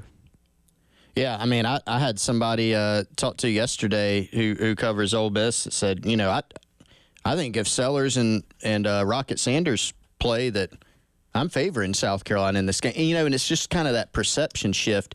And that's why, look, I mean, important not to, in my opinion, guys, not to say, Ole Miss lost to Kentucky, transitive property, whatever, games at home. This should be a win for South Carolina. We'll see. I don't know if y'all have your pick ready in your mind. I do not. Sometimes I do. On a Tuesday before the game, I've seen enough, heard enough. I don't. Does that game, so important not to overdo it. Don't overdo it after the South Carolina Old Dominion game. Don't overdo it after LSU, Kentucky. Same thing with Ole Miss. This is still a really, really talented team. I was actually just looking through. Their leaders in passing, rushing, receiving, tackles, and interceptions are all transfers. Every single one of them, which is kind of funny. But, I mean, that's how they've really built this team. Still super talented. Jim Nagy, Reese's Senior Bowl, I went back and found the number, said they've got 20 guys that are on their 2025 NFL draft watch list. So still loaded with talent. That's not everything, but you can't just roll the ball out there and say, they kind of struggled against Kentucky. Gamecocks will probably win. Well, that's what makes this weekend so interesting from their standpoint, because they're at a bit of a crossroads, because you can come in here and beat South Carolina, get yourself back on track. People say, okay, you just had a bad game against Kentucky, no big deal. You still have all your goals in front of you. But if you come in here and lose to South Carolina, as on paper, what most people would consider as a more talented team for the second week in a row, people are going to say, well, Ole Miss just isn't that good. Lane Kiffin, is failing this very talented team as a head coach, and it's going to be off into the abyss for the rest of the year or whatever it may be. This is such a make or break weekend for them, because their margin for error has gotten a whole lot thinner now. It has, and guys, I'll say this. Forget about everything else we talked about. Trey Harris is a dude, and he can take over a game. And so I think it is easy to look at the fact, okay, Kentucky held them to somehow 17 points and won the game. And, this was a situation where if you're have high expectations for this Ole Miss offense and they go out there and just do not quite live up to expectations, you might let yourself get a little bit comfortable if you're a Carolina fan. Well, I mean, this is still a loaded offense, and Trey Harris is, I mean, he's got to be up there as the best guy in the SEC. Like, in terms of, I know statistically there's some guys in the conversation in terms of ability. Tyler's favorite receiver, Ryan Williams, is definitely up there. We're watching highlights of everybody's favorite receiver. But, I mean, Trey Harris is a dude. Oh, he's real good. Louisiana Tech transfer, 6'3", 210. Is that number right? I'm sitting here looking at it. I'm like, that's not right. That's from another year. 49 catches. Well, look at the total yardage. Yeah, 804 yards, 5 touchdowns. That's like the most through 5 games of anybody in a long time. Well, and again, I mean, he was the main guy this past weekend against Kentucky. His Juice only had 2 targets go his way, didn't make a catch on either one of those. So, yeah, he's taken games over and had a monster performance against Kentucky, but unfortunately the offense came up short. Here's a key stat when you look back from that Kentucky game, and it's not always about statistics, but sometimes a stat can reveal like something that happened in a game that was critical. Jackson Dart, I'm with US on PFF. Sometimes you're like, but Jackson Dart's PFF grade still on deep throws, so throws over 20 yards down the field, 94.7. They've hit a ton of big plays against poor competition. Let's call it like it is for the most part. Jackson Dart has 9 touchdowns, 1 pick on the season. He's completing about 55% down the field, which is a good number. That's even including his stats against Kentucky. But if you look against Kentucky, he was only 1 for 7 on those types of throws, no scores. So watching that game, I was going, they haven't connected on some of these deep balls. Even though Trey Harris did have a big game, it was just kind of volume. Kentucky was able to avoid the big play.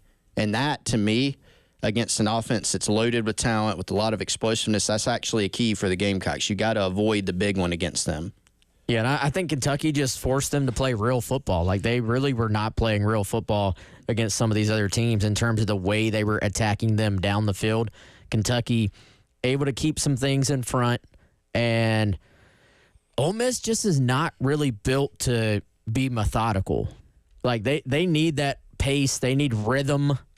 And, it's a team where it's kind of like, it's a little bit like Tennessee. We've talked about that too. It's a little bit like Tennessee in that there's a momentum to their offense. And when that snowball gets rolling, they're almost impossible to stop. But if you can stop it from getting going in the first place, which is what Kentucky did, 1 for 10 on third downs for Ole Miss. So it sounds obvious, like, get stops, keep their offense off the field. But the more, like, if they get a first down to start a drive, and then that's when they get into their tempo and they start to just hit tempo on you, that's when they really become explosive as an offense.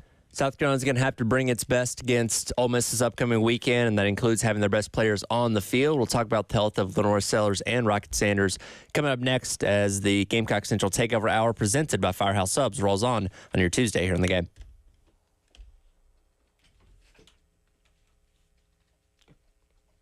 All right, everybody, I want to tell you about our friends over at Firehouse Subs. If you are hungry at lunch, dinner, hey, there's a game this weekend, so you can check out firehousesubs.com for all your catering needs as well. Actually, firehousesubs.com is a great option. My personal fave is to use your phone, download the Firehouse Subs app. You can avoid the wait, order online with the Rapid Rescue for lunch, for dinner. It'll be ready for you when you go to any of the 14 Midlands Firehouse Subs locations. That number actually, I'm told, per sources, about to grow actually in the Midlands. So there'll be even more options wherever you are in the Midlands. The Firehouse Subs app also allows you to order lunch, dinner, or catering for the big game and earn some rewards towards future purchases. FirehouseSubs.com or the Firehouse Subs app. All of your favorites are available, Firehouse Subs.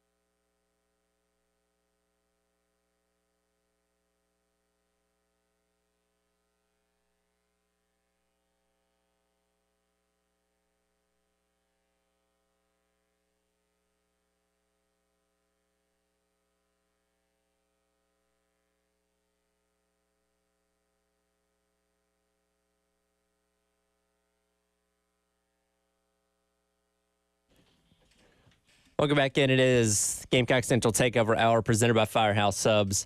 Tyler Ed, West Mitchell, Chris Clark along with you. We'll hear from Coach Beamer coming up in about 2 hours for his Tuesday press conference at 1 o'clock. You'll be able to listen to right here on the game as he'll preview Ole Miss and give us the latest injury updates on what's going on with Lenore Sellers and Rocket Sanders. Of course, Sellers sat out against Akron. Rocket got hurt early on in that game, and those guys can be very important if South Carolina wants to pick up the win this weekend against the Rebels. By the way, guys, SEC and 60 on right now. It was just hitting me. I know we talked about this a little bit yesterday. As much as we all talk about college football and the current state of the game and the transfer portal and, UNLV's quarterback is leaving and all this stuff, who was not entertained by Alabama and Georgia on Saturday? Like, the amount of buzz for that game, of people on social media talking about it, whether you're a Bama fan, a Georgia fan, or just a football fan, nobody was worried about NIL and portal and all that as we were watching that game. And I'm sure they probably have them out by now. I've not seen the ratings for that game, but I gotta imagine. I mean, it's kind of funny just how good of a spot college football is in, just from a viewership standpoint.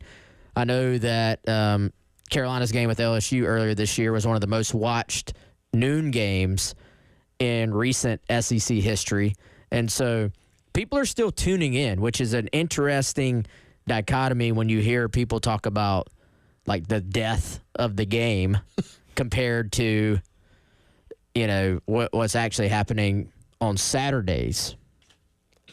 It's doom and gloom in the offseason, but once things actually kick off, outside of, I guess, conference realignment and guys self-shirting, for the most part, it's all about the football at that point. Which, by the way, UNLV did win this past weekend with their backup quarterback. Well, he's apparently pretty good. I didn't watch a snap of it, but, they were excited about him. Do you kind of respect UNLV a little bit for just being like, all right, well, that's what it's come to. Okay, then bye. See ya. I did see our guy Mike Yuva's boy Bob Chesney at James Madison. Of course, was at Holy Cross and Coach Sluka. Okay. Yep. Making sure I got it right. Matthew Sluka.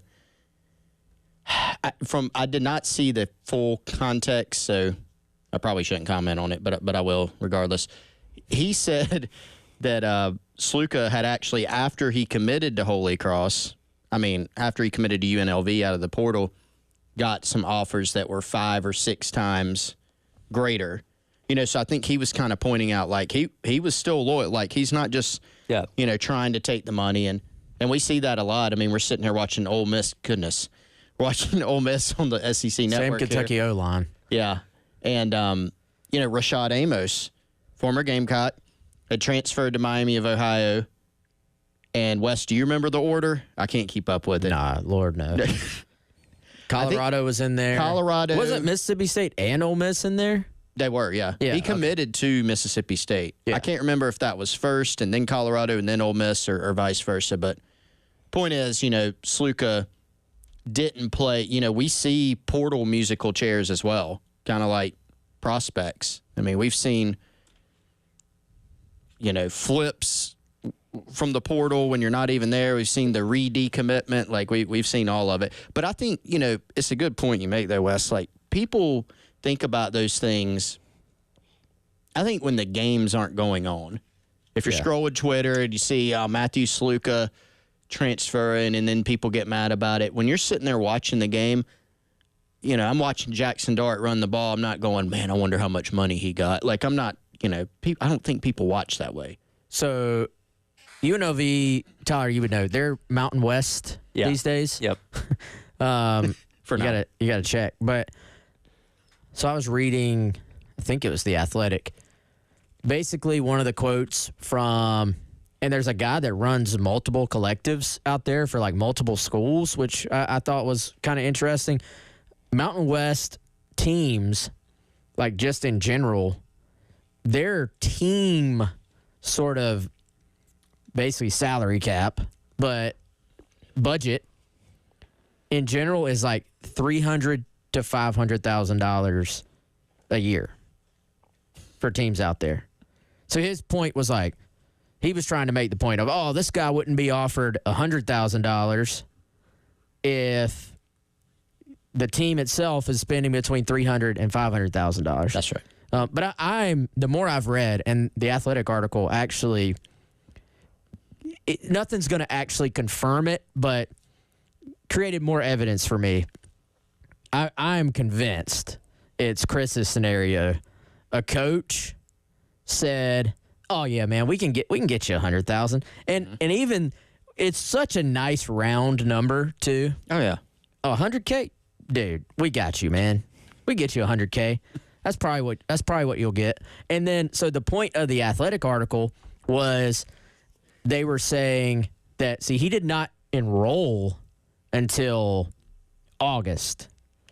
And then, like, the Athletic reviewed the emails of the agent reaching out, and they're like, well, the agent didn't mention any money at this point. Well, that's because that's the first time they've talked. You know what I'm saying? Like, by the rules, they can't have talked yet. So, lots and lots of evidence here that he was probably told that, I imagine, by his staff. Now, how much did the collective know? How much did the agent? You know, who knows?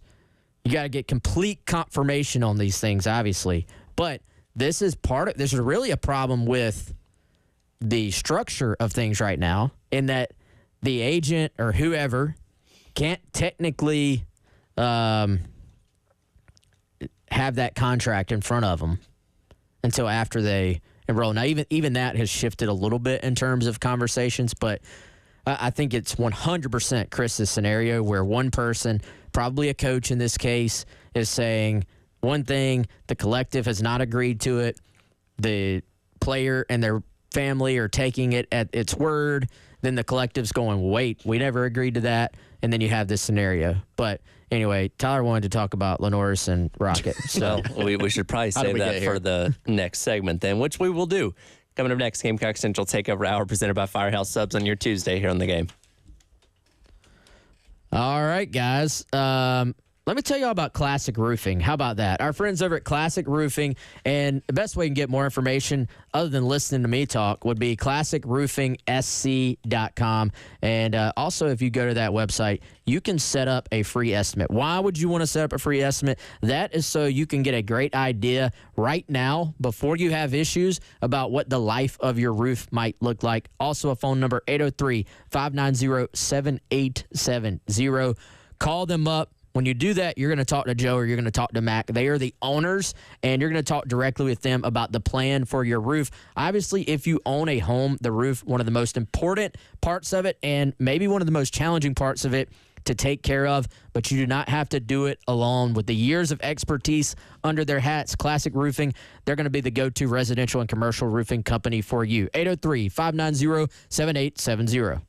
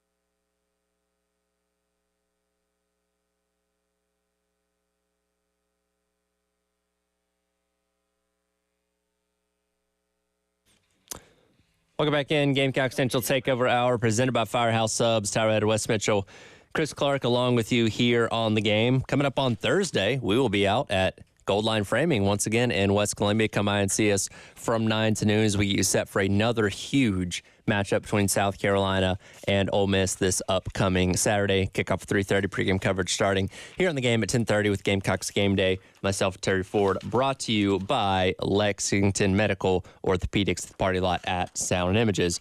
As mentioned a few minutes ago, a big key factor this weekend is going to be the health of both Lenore Sellers and Rocket Sanders. Of course, had the bye week, allowed those guys to rest a little bit and get back to full health, which we'll hear some kind of update today from Coach Beamer when he talks to the media. Again, you want to play your cards close to the vest, so if there are still problems, we aren't going to know the full extent of them, but the hope would be that both those guys are ready to go for Saturday. Yeah, do you think we'll get a true update today, or you think we got to wait for the availability update? It seems like we do these predictions. I don't know, to be clear, what Beamer will say, and I also don't fully know, the status of either player. I imagine it's going to be similar to what we got last week with Sellers, right? And now, ultimately, Sellers didn't play the week before last, to be more accurate. But I think it's probably going to be they're going to practice this week. They're going to do some. We'll see how they progress, that type of thing. But both of them tell me that they are going to play, want to play. That's my guess of what we'll get. Well, and I think the guy that keeps getting left out a little bit is our guy, Jared Brown. Yeah. I mean, that's another. I mean, you essentially have QB1, RB1, and arguably wide receiver 1. That's kind of been up in the air a little bit, but arguably a wide receiver 1 who their status is up in the air. Now, I do not have a specific update on Rocket or Jared Brown. What I have heard on Lenoris has been encouraging, and I do think it's easy for people to get caught up in feeling like injuries are like some static thing, or that even like when a coach says something and then it doesn't, a guy doesn't play, people act like, oh, I was being lied to, or, oh, you said it was going to take this long, but it took that long. Some of it quite literally just depends on how long does it take to heal. Like, anybody who's been hurt knows that there's going to be a window of time. Some people heal quicker than others. Sometimes an injury can linger longer than expected. Other times, it's the other end. Like, hey, oh, man, we were worried this guy was going to be out. No, they're right back out there, and they're fine. So, based on everything I have heard, I think Lenoris is going to be fine for Saturday. Should be good. I think the bye week was great for him. Obviously, he was a week ahead. Not even that you can always compare an ankle injury to another ankle injury. They're not created. There's 100 different variations of what it could truly be and to what extent the injury could be. But all signs look pretty good from what I've heard on Lenoris. We certainly will continue to track that leading forward. Rocket, I don't have the information there yet. And with Sellers, it seemed like he wasn't that far off from being available against Akron. It was more precautionary, holding him out. And, Rocket obviously hobbled off the field when he got injured, very early on in that game. So that's certainly more concerning. And with Rocket, of course, he's been the bell cow back. He has gotten most of the handoffs this season. We've seen Attaway. We've seen Juju McDowell in spots through the first couple games. Obviously took on a bigger role this past weekend where he did go pretty deep on the bench as far as the running backs go. If Sellers either is not available to play or is not at 100% where he can take his usual workload, do we feel good enough about the rest of this running back room that they can kind of pick up that slack and be maybe not as productive, but somewhere in the same realm?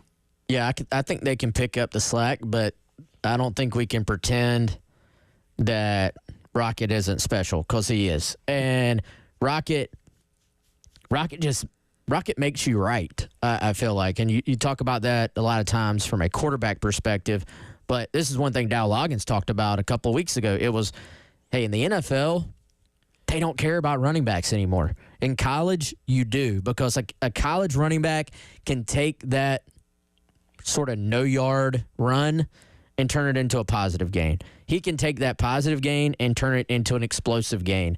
And we've seen Rocket do that. Even the games themselves that weren't huge in terms of total, we've seen him turn short yardage into longer yardage and create first down situations for you.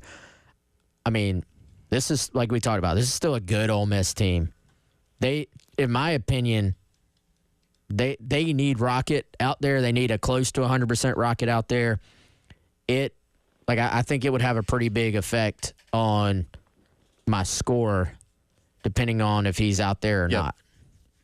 Well, and like you said, Wes, then you think about one of those players, but all three, like if you think about the alternatives between, you could have as few as none of them, which, we don't think that'll happen, to be clear. But you could have as few as none, or you could have as many as all three. And you need them to beat a team like Ole Miss, who's still very good.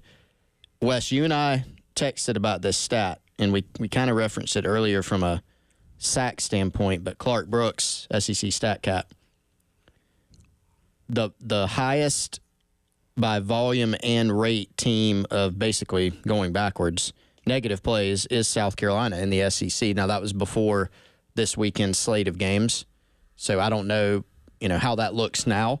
So, but on September 26th, before Saturday's games, 34 negative plays for South Carolina, 13% of their plays, 16 of those 34 were sacks, right? So, again, it's the complete picture of quarterback getting rid of the ball, tight ends, backs, offensive line working in concert to better protect. You got to cut down on the sacks, and you're going to have to get better in that department, I think, to win against a really good Ole Miss team, a really good Ole Miss front. But also, you have to get a little bit better in terms of not losing yardage in the run game, short passing game. That's where you look at, hey, if you're going to try to break this trend, so far, you haven't always had a healthy Lenore Sellers, but you've had, except for the Akron game, you've had a healthy Rocket Sanders, and you're still in this category. But Rocket Sanders is your best back by far, in my opinion. So you really need to have him out there because, look, you're going to have some negative plays, I think, against Ole Miss. With that front, there's going to be some sacks. You're not going to get out of this game and say, wow, they held Ole Miss to 0 sacks. Like, I do not expect we're going to see that. But can you limit the negative plays that they can create because they are good up front and because you've struggled there? That's a key. So those three players, individually or all together, are really important, I think. This weekend's matchup against Ole Miss signifies the second third of the season for South Carolina, getting underway in the toughest month, no doubt, with Alabama and Oklahoma coming up in the weeks after that. We'll play a game of Make Your Case to wrap up today's edition of the Gamecock Central Takeover Hour, presented by Firehouse Subs. Up next here on the game. All right, guys, like Tyler told you earlier, we'll be at Gold Line Framing on, what do we say, Thursday? Thursday for 3 hours. 9 a.m. to noon. Come out and hang out with us. We're going to be hanging out, and while you're there, you can go ahead and set up a custom framing job from our friends at Goal Line Framing. Tyler actually, I believe, recently took them up on that. You can do the same, whether that's original artwork, diplomas, canvases, jerseys, flags, really anything in between. They can take care of any and all of your custom framing needs. That phone number, 803-739-1337. My friends Joni James, Kendall Walsh, they'll take great care of you just like they do us every single time we're over there. That address is 511 12th Street. So like I said, we'll be there Thursday all show long, 9 a.m. to noon. Come out, see us, hang out with us, and set something up at 803-739-1337.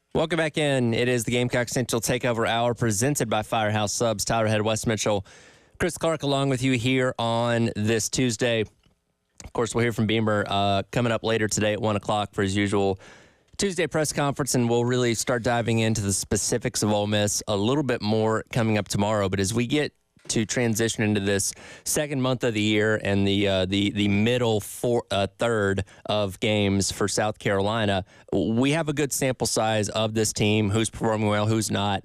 And I think that begs the question of make your case for today. The question is, who over the course of these next 3 games against Ole Miss, Alabama, and Oklahoma really needs to take a big step forward?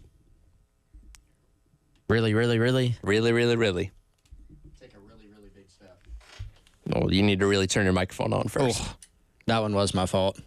That was all you. Yeah. I witnessed the whole thing. So far to reach. Anybody on the Gamecock football team? Anybody on the Gamecock football team, any position, one guy that has to make a big step forward over the course of the next month. I mean, I think your default, go with the quarterback. And we know Lenoris has been banged up. He was banged up. Obviously, he missed Akron, missed most of the second half of LSU, missed a heavy portion of the second quarter against Kentucky. So I think just getting Lenoris back in there and just letting him go play, like letting him find some consistent playing time where you're just on the field with the guys.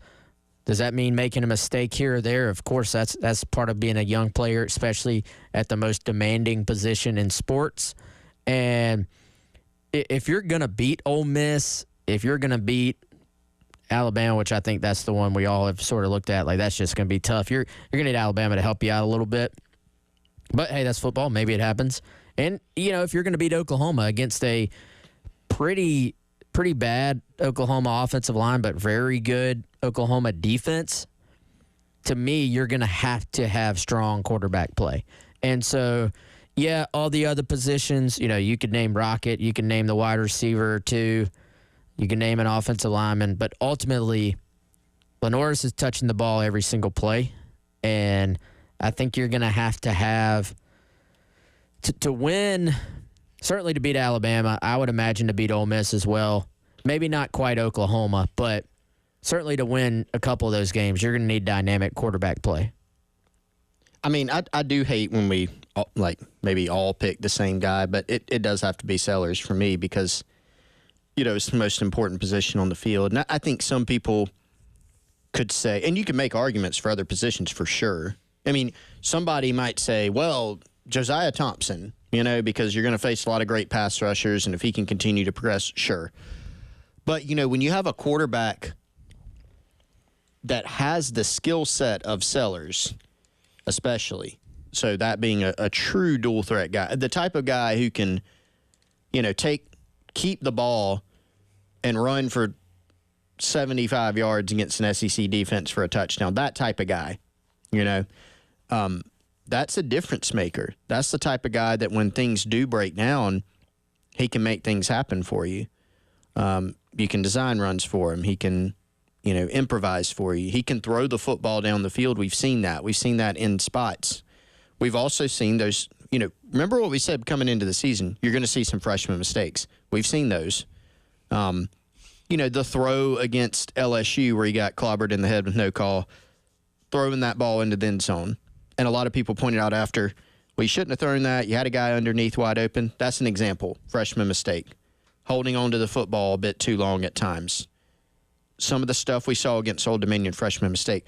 But I think we've also seen growth, from game one to where he is now. Despite Carolina playing, his second game where you're asking him, hey, you got to go get better than you were in week one. It was on the road against Kentucky, who took Georgia down to the wire and just beat Ole Miss, a potential playoff team. That was a tough ask, and he did go out there and he got better. Still saw some of those freshman mistakes. So I think you pick him. If he can continue progressing and taking a step forward, he, to me, more than pretty much anybody else on this roster, can be a difference maker for you. I think Sellers is definitely the glaring answer here, but to be a little bit different, I wanted to venture outside of the quarterback spot, and you brought up Josiah Thompson. I really think it's Case and Henry to me. Like, Josiah Thompson is a true freshman. We expected there was going to be some learning and some growing pains along the way, but Case Henry's been around for several years. I know he's been injured and hasn't gotten to play a lot, but I expect a lot more out of him, especially for as hyped as he's been at times leading up to being a starter once again this year. And he's the lowest graded pass blocker from the starting offensive line so far this year. He's given up second most pressures, only second to Josiah Thompson. So you're going up against the top two pass rushing teams in the SEC in Ole Miss and Oklahoma in the next 2-3 weeks, and then Alabama pretty darn good at pass rushing themselves. So he's going to be under a lot of pressure. He's going to have to take some kind of step forward because if not, they're going to make him look silly over these next couple weeks, and that's going to be a long day for Lenore Sellers if he doesn't have that protection that he needs. Do y'all think there's a case to be made for one of the wide receivers? Yes. Any of them. I mean, to me, Ole Miss, and I look at you can look at that two ways. Like Bama has replaced a lot of talent in their secondary, but I mean, at times they look really, really good. Oklahoma, just overall as a defense, looks good. Ole Miss, if I look at their defense, I'm saying they got questions in the secondary, and also they're very handsy, and that's something I noticed even against the opponents that Ole Miss was just sort of blowing out. We saw it hurt them against Kentucky, but if you're Carolina, you have to be able to make it matter. Mm-hmm. And by doing that, you got to make some plays at receiver, or at least you've got to get open at receiver to where they feel like, oh, I'm beat. I have to get out of my technique and put my hands on a guy. Hopefully you get those calls in a game. But to me, that's an area. Some of that goes back ultimately, as we've talked about, to can you protect the passer in order to get those passes off. But Kentucky, as much as they've struggled, they certainly gave themselves more of a chance in the passing game against Ole Miss than they did against South Carolina or Georgia. So I think for me, this receiving core, we've talked about it all offseason, frankly, there are signs of life. One